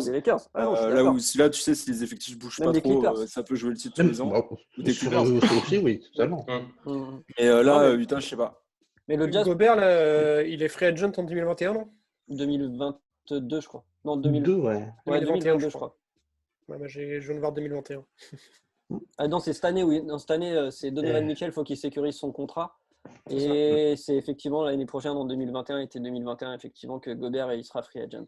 Donc ça peut vite changer. On sait pas. Quand t'entends les joueurs, en tous les cas, parler, en dehors de tout ce qui peut se dire dans la presse, quand t'entends les joueurs parler, ils ont envie d'aller jouer le titre ensemble. Malgré tout ce qui peut se passer, malgré toutes les petites polémiques qu'il peut y avoir, ils ont envie d'aller jouer le titre ensemble parce que Utah, ce qu'on peut pas leur reprocher, c'est une équipe qui joue beaucoup la stabilité. C'est-à-dire que certes, il y a eu des départs de joueurs, mais il n'y a pas eu de départ en masse de joueurs de 2, 3, 4 joueurs. Il n'y a pas eu de refonte totale de l'équipe depuis un moment. Et ils ont vraiment envie de se défoncer et d'aller jouer quelque chose de beau ensemble, que ce soit une finale de conférence, une finale NBA ou un titre. Donc tant qu'ils iront pas là, et tant qu'ils verront que ça se passe, soit tant qu'ils iront pas là, soit tant que ça se pètera pas vraiment la gueule, il n'y aura pas de gros mouvements à prévoir. En tous les cas, ce serait totalement illogique. Donovan Mitchell et non, mais ça, c'est de la rumeur et Gobert, il a démenti il y a même pas quelques heures. Ils sont quand même embrouillés. Non, ils ont dit qu'ils s'étaient reparlé au téléphone, mais que c'était toujours pas ça. Après, mais oui, non, mais évidemment, mais comme partout. Il faut mettre en perspective le fait que c'est là, des on est en collègues de travail aussi, les gars. C'est des collègues de taf, faut pas l'oublier. Après, les gars, ils veulent juste travailler. Enfin, ils ont parlé ensemble. Cody l'a dit, c'est pas le top. Mais, nous, ce qu'on veut, c'est gagner un titre ensemble. Point barre. Et je pense que c'est intelligent. Comment ça, c'est des collègues? Comment ça, c'est des collègues? Adam Silver n'a-t-il pas dit que la NBA, c'était une famille? Oui, bien sûr. Il l'a dit. Une famille à 3 milliards, mais une famille quand même. Il l'a dit. Il y a que les gens de 6 mois, c'est pas que 3 milliards. Une famille en or. Non, en tout cas, c'est plus de l'or là. L'esprit d'équipe du Jazz, pour moi, les gars, ils ont envie de gagner un titre.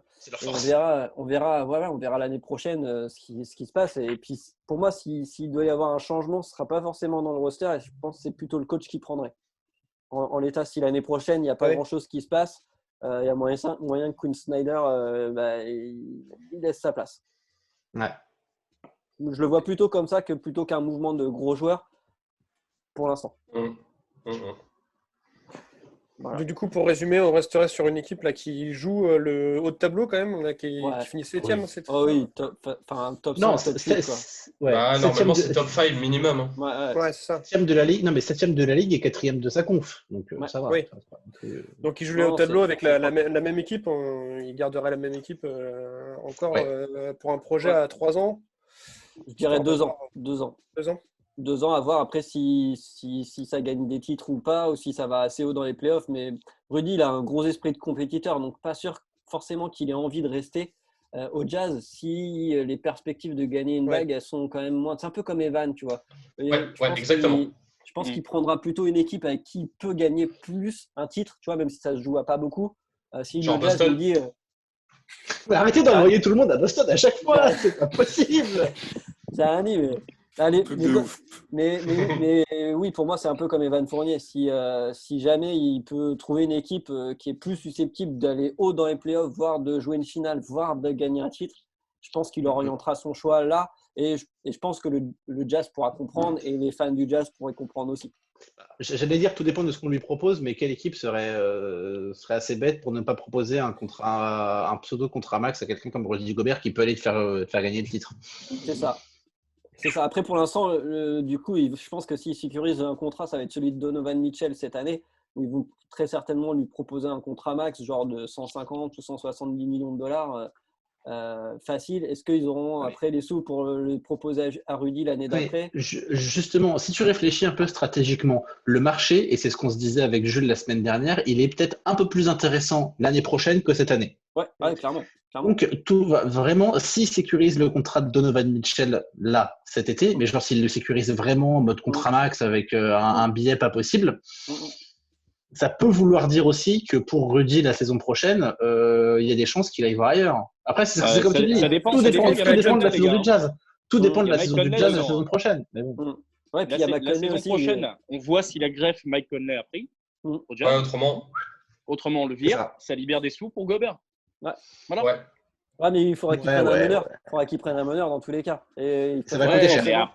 S'ils veulent jouer le titre, ils ne vont pas prendre un rookie, tu vois. En entame d'un meneur. Tu vois, un Frankie, ce serait bien, mais pas un meneur titulaire. Il faut un meneur un meneur All-Star, quasiment, quoi. Non. Et voilà, en deux débats, on a notre équipe des Jazz en 2022, les gars.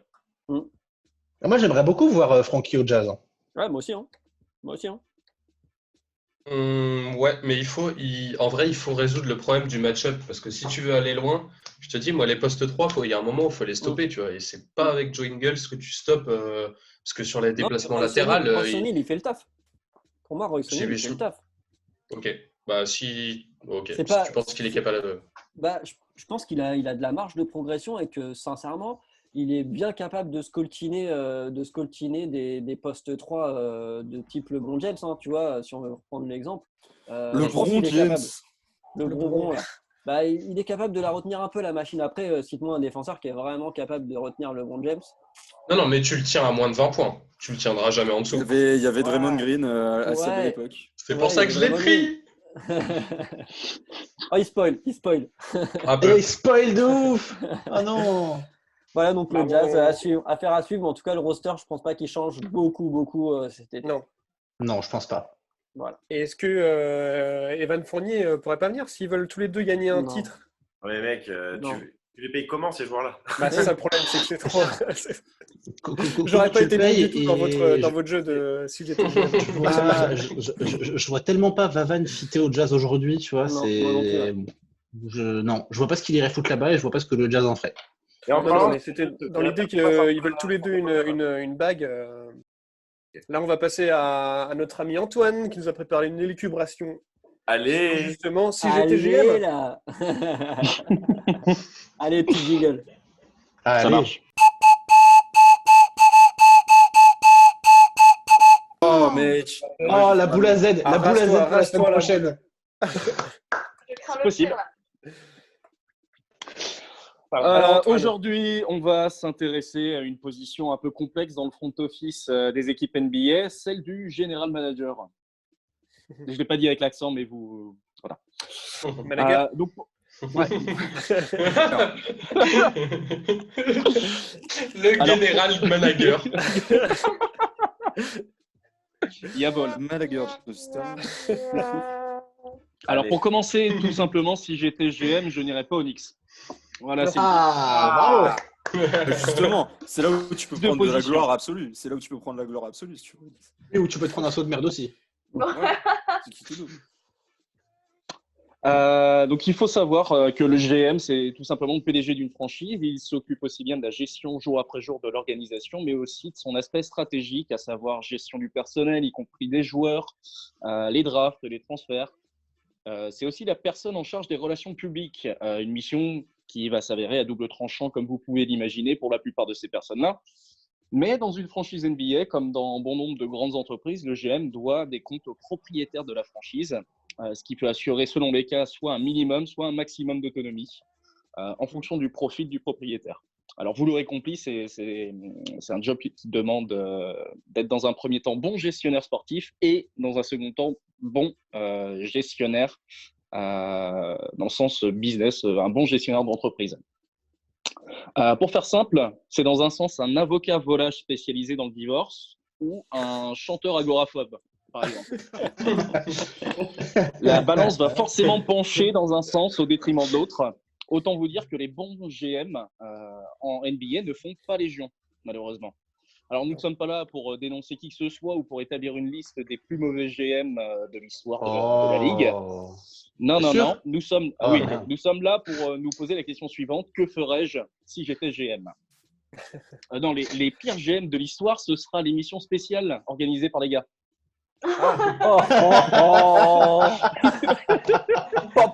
Très bonne pub.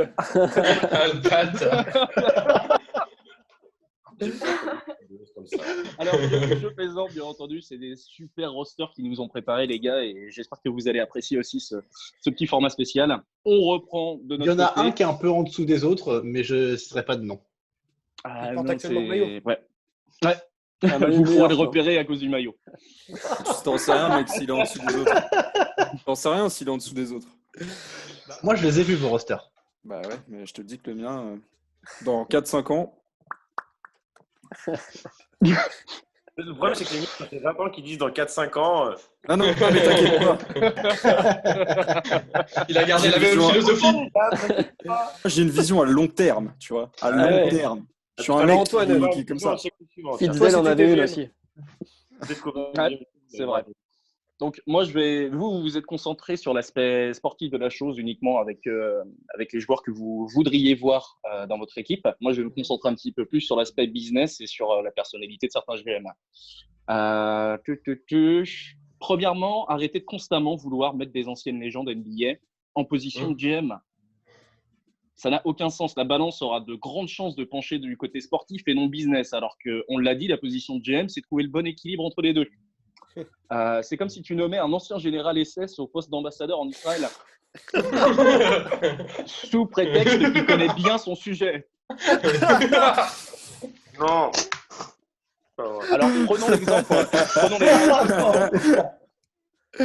l'exemple d'Isaiah Ça se Thomas. passe bien, qui ce est management.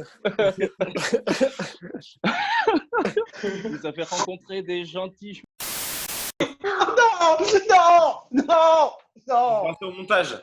On va couper ça. Hein. On va couper, on va pas se faire des potes sinon. Au revoir, la monétisation. Prenons l'exemple d'Isaiah Thomas qui est devenu GM des Knicks. Encore une fois, désolé Alex. Après sa carrière de joueur, il est arrivé en pleine période de reconstruction et il a préféré, dans un premier temps, augmenter le salaire de certains joueurs de banc comme Jared Jeffries, en leur donnant presque des contrats max et en leur donnant un statut de gros joueurs de l'équipe, alors que c'était purement des joueurs de banc, et stabiliser l'équipe autour d'un Stephen Marbury, ma cible préférée, qui était tout sauf stable, voilà, manquant au passage de reconstruire par le bas et donc par les pics de draft.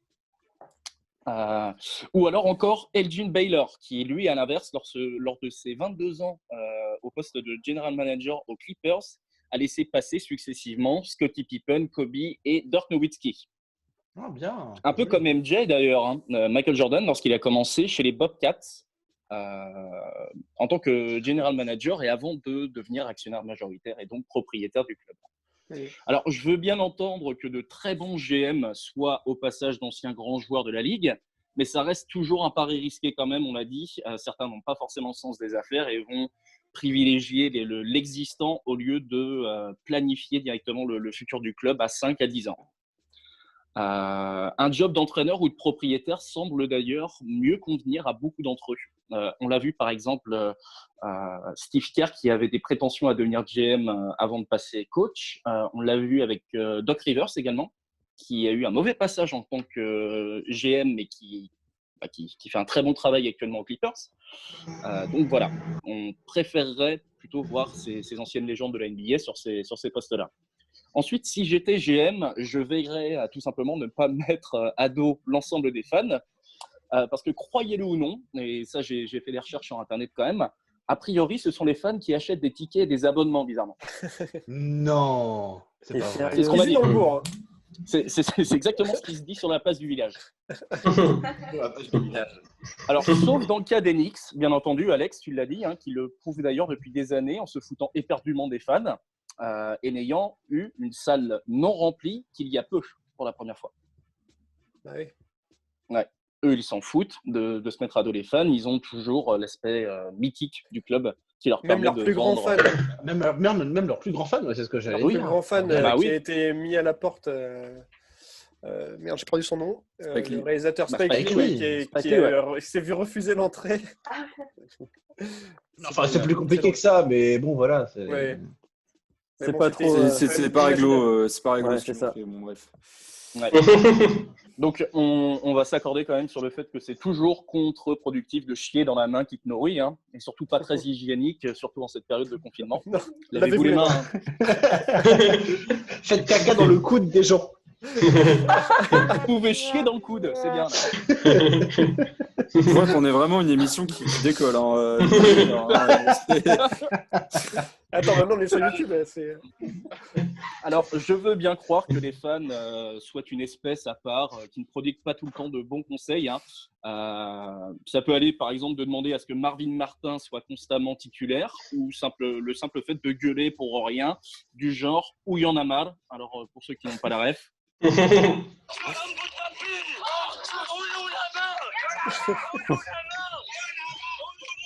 Donc voilà, des discours sans fond, des élucubrations quelque part. C'est comme ce que je fais un peu. Mais pour autant, les fans peuvent parfois avoir raison et de bonnes idées. Alex.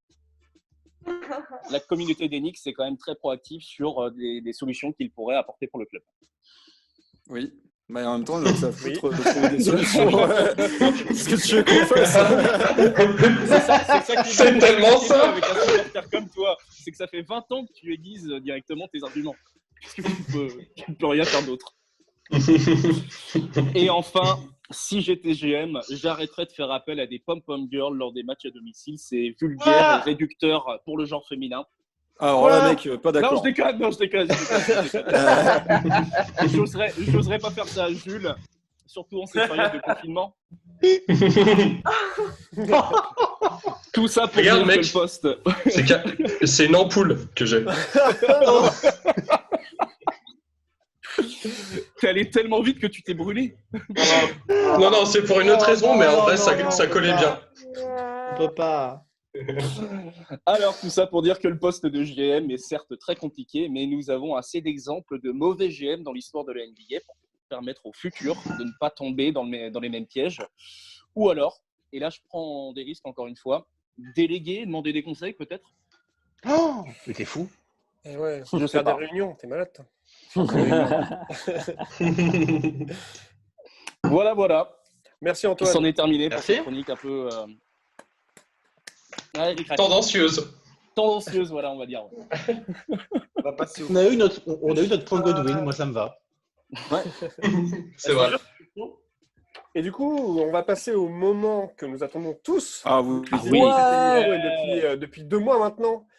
C'est le Gene Quiz, le quiz sur Ouais. Avec le cancer, quel autre signe du zodiaque occidental commence par un C? Le Sagittaire. Le Capricorne. Quel nom se terminant par un K désigne un blouson molletonné? Kayak. Mais non, un anorak.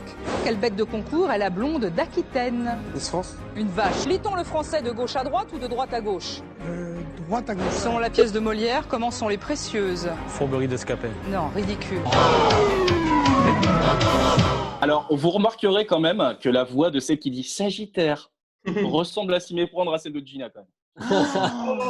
Oh, ça clash direct. Est-ce qu'on mettrait pas déjà un point, est-ce qu'on mettrait pas déjà un point de pénalité à Antoine? Ouais. Ah si, même 2. Moins 2 points. 10 2 pour points. Antoine. Non, moi je dis juste que c'est une coïncidence. Hein. On peut pas lui couper son micro, c'est dommage. Ouais, On dommage. pourra le faire en post-prod. Ouais, voilà. Grave. Je l'enlèverai de l'écran carrément. Ah non, Ok. non. Bon, Alors, première question, Gina. ça fait longtemps qu'on n'avait pas entendu le petit Oui. jingle. Ça fait Oui, plaisir. ça fait plaisir. Ça fait longtemps qu'on n'avait pas entendu ta voix aussi, là, parce que depuis le début de l'émission, t'as pas beaucoup parlé. Ouais, c'est vrai. Dis donc, ça aussi, c'est un Je suis point ravie enlevé. de revenir. Qu'est-ce qui Oui, se passe, revenir à Gina? propos T'as de aucun Gina. avis sur rien Ah, mais moins 20 Allez, points, allez, c'est parti. On peut démarrer le quiz. s'il vous Ouais, plaît. voilà. On va commencer. Hein. Bon alors, petite question facile. En quelle année Jordan a-t-il joué son dernier match? 2003. 2002. 2004. Un point pour Alex. C'était 2002 ou 2003? Ouais. Non, 2003. 2003. Ah, d'accord. Ouais, moi aussi, je l'ai dit, je fais un point, moi aussi. Ah désolé, Allez, je t'ai pas entendu, il faut parler plus fort. Non, Je l'ai dit en premier. plus Je l'ai dit en fort. premier. Je l'ai dit en premier. T'as entendu, Alex? On verra en Il y post-prod a du qui, délai. qui a fait le... Il y a du délai avec Zoom et tout, enfin c'est compliqué. Ouais, quoi. c'était ça. Allez, la mauvaise foi, ça dégage. Continue. Gina. En quelle position Karl Malone a-t-il été Karl Malone. Karl Malone, ouais. Ouais, c'est pareil. Pas du tout. Ta gueule. Bon alors, en quelle position a-t-il été drafté? 7. Moi, je dis 2. Alors attendez, 4. on va faire Est-ce que c'est dans le top 5? Top 5. Non, mais au pire, chacun parle, chacun son tour. Ouais. Une seule réponse à la fois. Vas-y. Je peux y aller? Oui. Ouais. Moi je dis 13e. Oui. Bravo.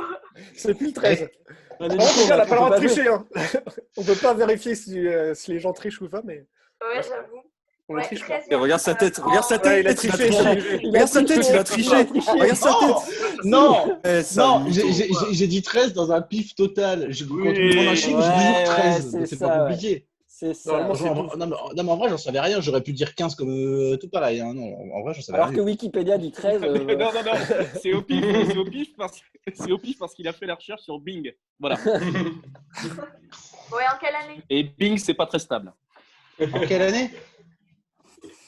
C'est la meilleure année du monde, 1985. Bien joué. Oui. Voilà. Ah ouais, oui. Bah oui. Et en quelle année il a fait son dernier match? 1985, 85. En 2001. 99. 2001. J'aurais dit 2002 moi. 98, ouais. On n'est pas loin de 2002, mais 2000. 2003 alors. 2002 et demi. 2001. 2001, je l'ai dit. Hein. 2001, je l'ai dit. 2004. 2004. 2000. Ah putain, 2004. Et 2005. bravo David, ce soir tu es très fort.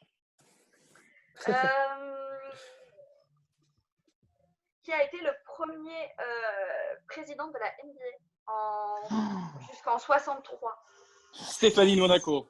C'est pas Larry O'Brien. La mer noire. C'est pas Larry O'Brien. Comment? Larry O'Brien. Non. Ah, si. Non, je sais pas du tout. Alors, petit Alors indice, là. c'est un russe. C'est Vince Carter. Vladimir Poutine. Non, c'est pas ça. Non. Lénine. Non, merde. Non. Ah, C'est un russe. Non, mais en 63, c'était pas la NBA en plus. Hein. C'est bizarre quand même. Ah si, elle a dit premier président de la NBA, donc Mais peut-être non, la Ouais, NBA, si, c'est- la NBA, c'est en peut-être qu'il a fait qu'un an. Là, C'est en là, je pense, 75, Gina, je pense la pas NBA. qu'on l'aura. Là. Tu peux. Non, on l'aura pas. Tu peux y Alors, aller. c'était Maurice Podoloff. Ben, bien sûr. Le fameux. Le Maurice, En fait, le il grand est- Maurice. Et c'était en Il quelle année est, il est avocat de Ah, formation Maurice. et il a été le premier Ouais. président de la Ligue américaine de hockey avant d'être Ah oui. président de la NBA jusqu'en 63. Et ben Donc, voilà d'où la qui est fameuse entré expression. dans le quiz. Hein D'où la Ce fameuse soit lié au expression hockey. d'où la fameuse expression tu pousses le bouchon un peu trop loin de Maurice. Voilà. Et moins 2 points pour ça. Ah, grave. Il y avait mieux à faire. Non, Il y a beaucoup mieux à faire avec son nom de famille, hein, excuse-moi. J'ai marqué un seul point de tous les Jim Quiz qui ont existé. Merde, laissez-le moi. Bordel. Bon, alors j'ai deux petites dernières questions sur axé plutôt film. Ok. Ah. Ouais. Quel joueur de la NBA a joué dans le film Y a-t-il un pilote dans l'avion? Ah, c'est Karim Abdul-Jabbar. Ouais. C'est moi qui l'ai dit en premier. C'est moi qui l'ai dit en Non, premier. non, non. Ah, Non, je l'ai dit grave en premier.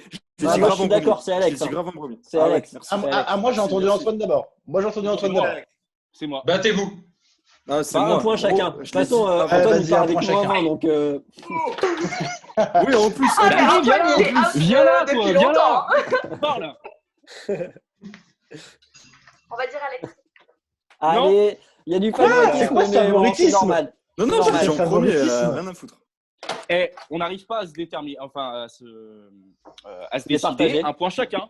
Un point chacun. Allez, c'est Départagé, parti. voilà, Mais toi, merci. tu pars avec moins 20, Non, passons. mais on va dire que moins Antoine tu as 19, gagné alors. un point sur cette question. Pourquoi tu gueules s'il part avec moins 20? Mais pour l'honneur, mon gars. Tu crois que je joue pour quoi, moi? Tu vois, c'est comme les Knicks, ils jouent pour l'honneur. Ça. Le maillot, mec, le maillot. Et dernière Donc, question. Gina. Ouais, Gina, dernière t'as le dernière vainqueur. question. J'ai le droit à un point quand même. Ouais, t'as le droit à 20 points même, vu que t'étais à Non, moins 20 déjà. un point, tu Ça- déconnes ou quoi? Mais non, mais il était à moins 20 dès le départ, donc là il a On 0. s'en fout. Alors, j'aime bien le moins 20, c'est complètement arbitraire. Te laisse Je pas sais faire, d'où ça Gina, sort te laisse et je pas faire. dois l'accepter comme ça, moi. Gina, te laisse pas faire. T'inquiète. Bon, allez, dernière question. Quel joueur de NBA toujours a joué dans le film White Man Can Jump? C'est Kevin un film Garnett. de 92. Comment? Merde, Kevin Garnett, mais non, du coup, c'est trop tard. Attends, il y a un joueur de NBA dans le film. Ouais. Ah ouais, je savais pas. Muggsy Bugs. Non. J'ai pas souvenir qu'il y a un joueur de NBA Ah. dans le film. Simon, ne cherche Alors pas sur là. Wikipédia. Gary Payton. J'ai que ça à Mais foutre. je l'ai vu dans l'avion en plus, mais Magic beurré, Johnson. Je me souviens plus trop. Larry C'est Bird. trop tôt pour. Ah, remarque. Non. Ouais, Larry Bird. C'est pas Bird? Julius Non. Erving. Karl C'est quelle Malone. année déjà? Patrick Ewing. Attends. Patrick Ewing. 92. 92. La sortie du film était en 92. Patrick Donc Ewing. tourné en Dikembe 91. Mutombo. Karl Malone. Non, je Non. l'ai déjà dit. Eh mais elles sont compliquées tes questions, tu vas les chercher. Ouais, attends. Bah oui, mais c'est ça qui est bon, mec. Ah, attends. Non, mais tu vois, même Non, Putain, mais Wikipédia. on le voit, l'autre, il est comme ça. Attends. John Stockton. Ah, mais moi j'essaie de tricher, j'ai pas trouvé. Hein? John Stockton, ouais, Stockton. peut-être. Alors quoi? T'as triché? Je suis en train de tricher, j'arrive pas à trouver. Mais John vas-y, Stockton. mais quelle arnaque. Est-ce que tu sais c'est quoi son poste? Gina, ou pas du tout? Non, j'avoue, j'ai pas regardé. Mais il est vieux maintenant. Bah oui, normal. Bah, si, oui, si le film date de 92, oui, on Olajuwon. imagine qu'il est vieux. Oui. Voilà, Hakim Olajuwon. Hein? Non, bon, je vous donne la réponse ou pas parce qu'on va peut-être pas y passer. C'est Pippen. Marquez. Je sais pas comment ça se dit. Marquez Johnson. Quoi? Marquise. Marquise Johnson. Marquise Non. Johnson. Ah ouais, fallait le Tu vois, choper c'est celui-là. Hein. tu vois, c'est pour ça que j'avais aucun souvenir d'un joueur NBA dans le film. Mais le mec, il est passé. Marquis Johnson. Le gars Voilà. joue aux Bucks, aux Clippers, aux Warriors. Ouais. Ah putain. Et Bah non, ouais, je l'avais d'accord. pas. Il est rentré en NBA en 1977, les gars. Ah oui. C'était un autre temps. Et il a arrêté en C'était 90. c'était déjà un vétéran de. On aurait pas Oui. pu nous Ouais, sortir, très je sais pas, il God Game, tu vois, on Ah. t'aurait dit Ray Allen et c'était plié, tu vois. Putain, d'ailleurs, j'ai vu un film Trop facile, avec Kevin Garnett qui est sur Netflix. Les gars, le regardez jamais. C'est le Bah, pire film que justement, j'ai ça vu fait de une ma très vie. très bonne transition pour Ouais. savoir ce qu'on Attends, va attends. Mais, vous bah, attends, proposer. Mais justement, c'est quoi ce film alors? Bah non, mais on n'a pas Je sais départagé plus. David et Alex qui sont quand même à égalité. Non, mais j'ai gagné.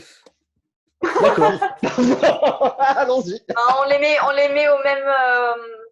On est aussi fort l'un que l'autre avec Alex, de toute façon. Moi, ça me Match va. nul. Donc, on va dire que vous êtes à 27 points, 27 points.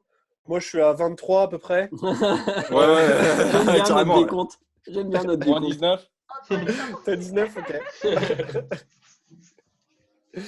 En tout cas, Merci Gina. En Ouais, tout cas, pour ce c'était cool. quiz qui Merci, était assez Gina. compliqué quand même. Hein. Assez compliqué.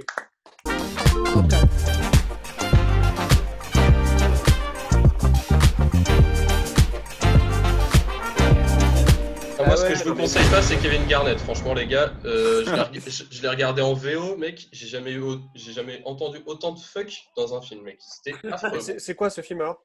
Je sais pas, Scarface mec.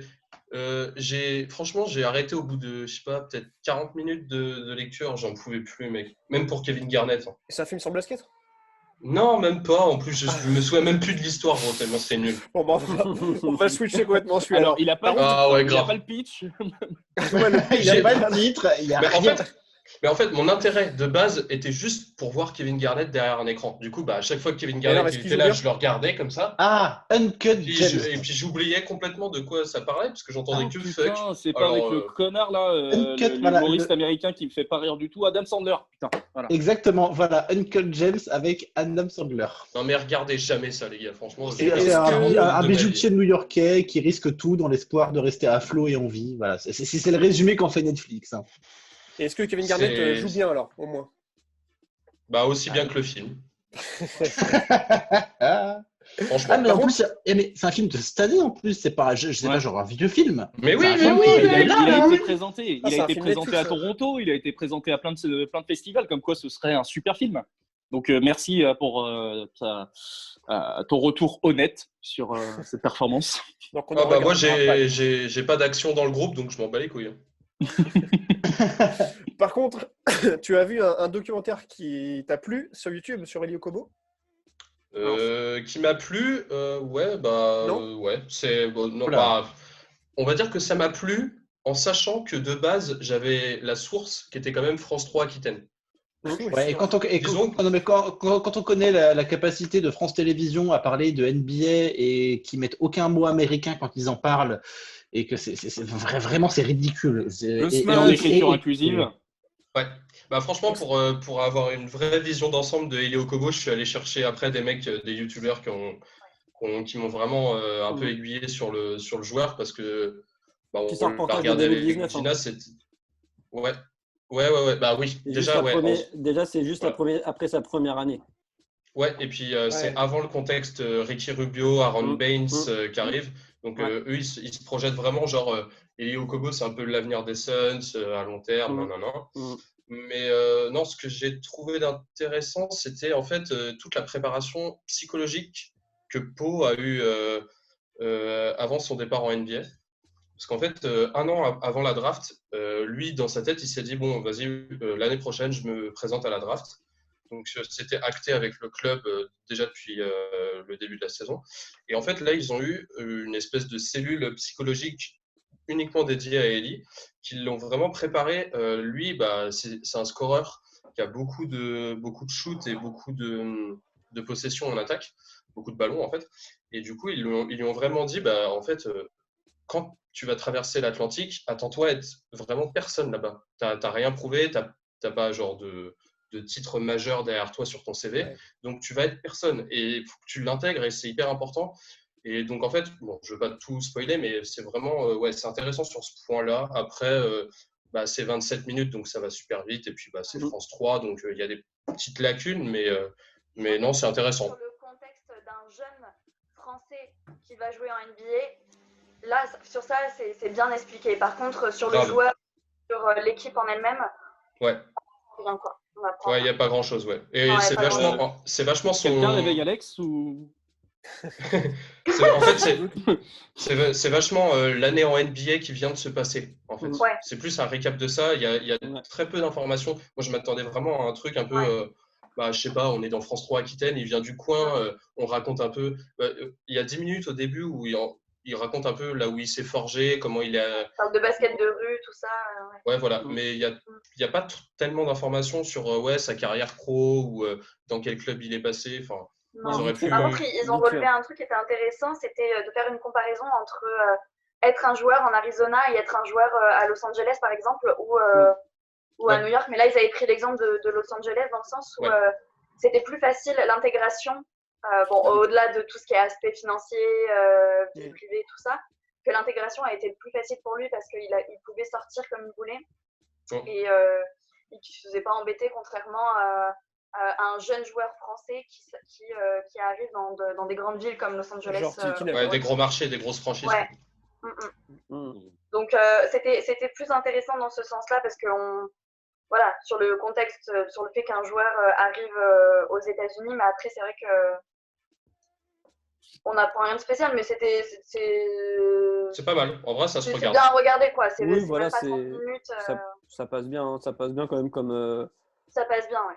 Voilà, puis ce qui est un peu intéressant, moi j'ai trouvé, c'était le fait qu'on entende aussi un peu les dirigeants du club qui expliquent un peu pourquoi ils ont investi sur lui, le retour d'investissement qu'ils ont eu. On le formant. Ça, les royalties, on n'en parle pas assez, mais c'est clair que c'est évoqué aussi là-dedans. Voilà, c'est assez rare qu'on parle des royalties d'un club. Pour les jeunes aussi, tu vois, qui voient le documentaire et qui se disent ah cool. Parce qu'ils évoquent souvent le mot rêve dedans, tu vois, dans le documentaire. Donc, il y a le champ lexical du rêve.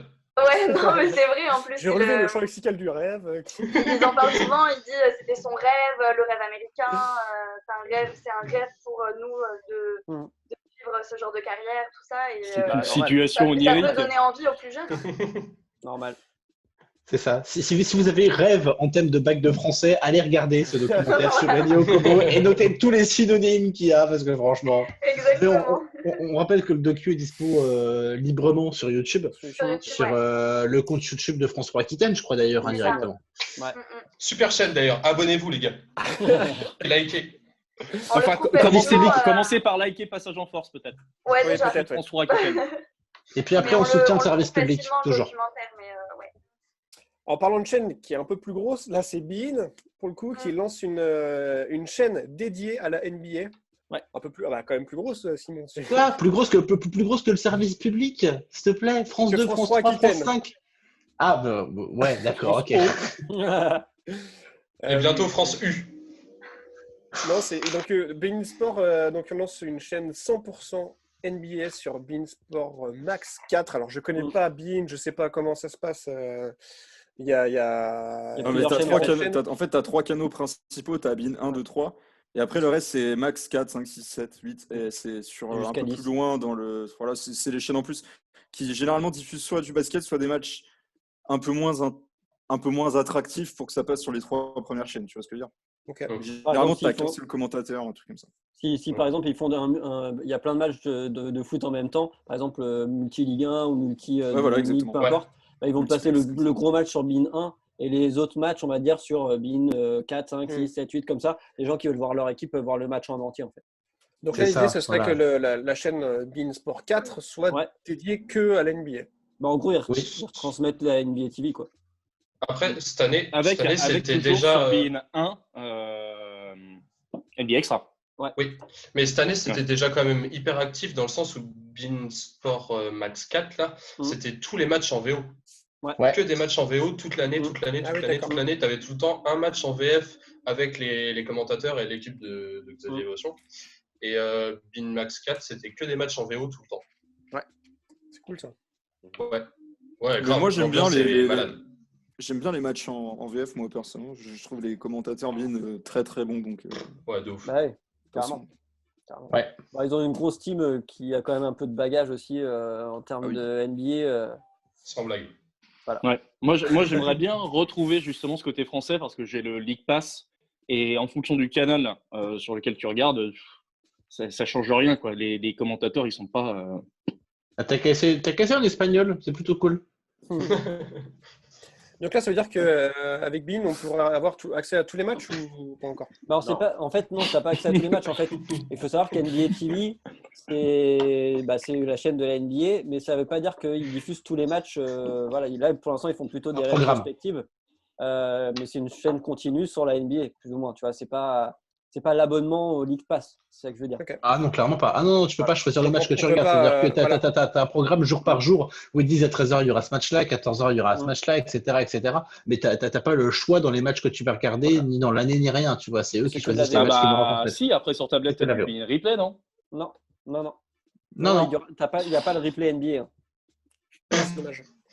On ne peut pas se passer du League Pass pour l'instant. Ok, est-ce que vous avez d'autres choses à préconiser pour League Pass, qui me le rappelle, est gratuit. Mais oui, voilà. C'est tout. Bientôt la fête des mères, lavez-vous les mains. Quoi?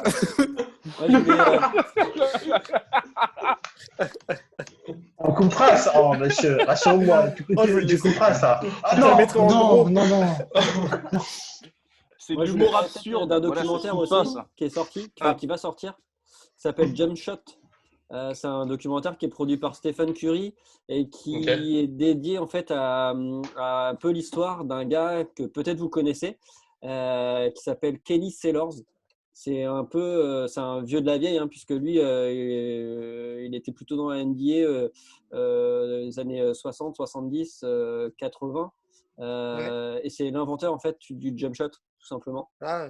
Donc voilà, c'est Stephen Curry à la production, voilà, sur un documentaire biographique sur Kenny Sellers. Stephen Curry à la prod, mon mec.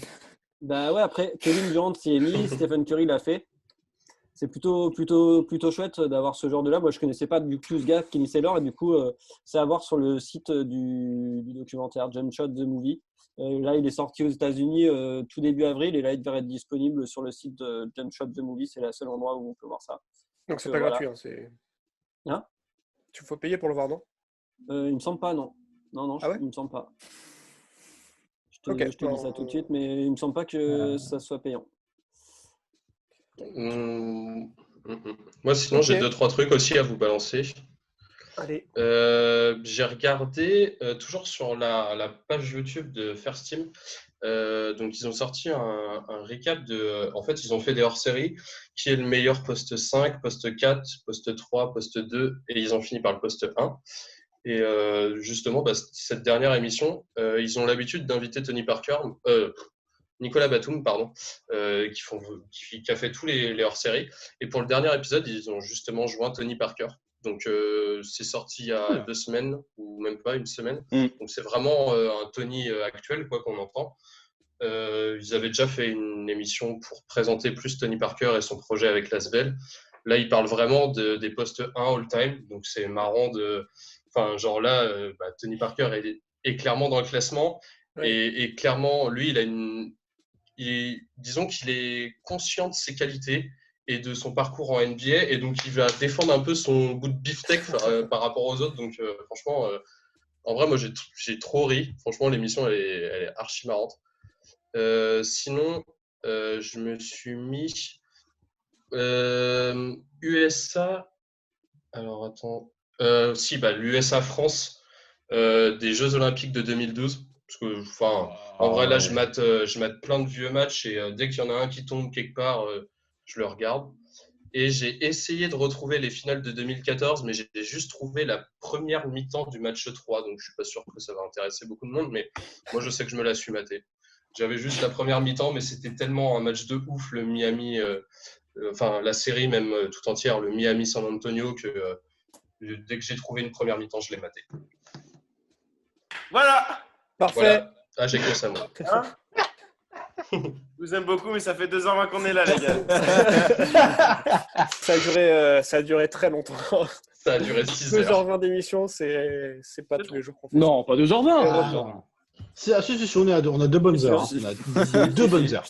On a commencé à 17h10. Heureusement qu'on est en presque- confinement, en vrai. On a presque un bon Titanic là, tu vois, dans d'émission là. En tout cas, beaucoup de sujets qu'on a abordés Titanic, aujourd'hui. il y a des meufs à poil, alors je dis ça, je dis Intéressant. rien. On retrouvera la semaine prochaine du coup notre série sur Les équipes, les bilans différentes d'équipe. équipes, Les les bilans différents franchises, bilans des ouais. différentes équipes. En tout cas, portez-vous bien, restez Ouais, chez écoute, vous. si tu mets pas du calme, Mathieu, putain, t'es censé être animateur. Ouais, Restez chez vous. restez chez vous, portez-vous bien. À la semaine prochaine. Passez Les mains, on les lave. Et voilà. Voilà. Les 100 mètres aussi. Et suivez-nous sur les réseaux Je garde sociaux, 1 mètre de distance sur Instagram, avec sur mon Facebook, interlocuteur. sur YouTube. Et je vous laisse parce que là, À c'est 20h, générer. j'applaudis le personnel sur Alex Allez, ciao, les gars. Bonne soirée, salut. Salut. Bonne soirée, salut.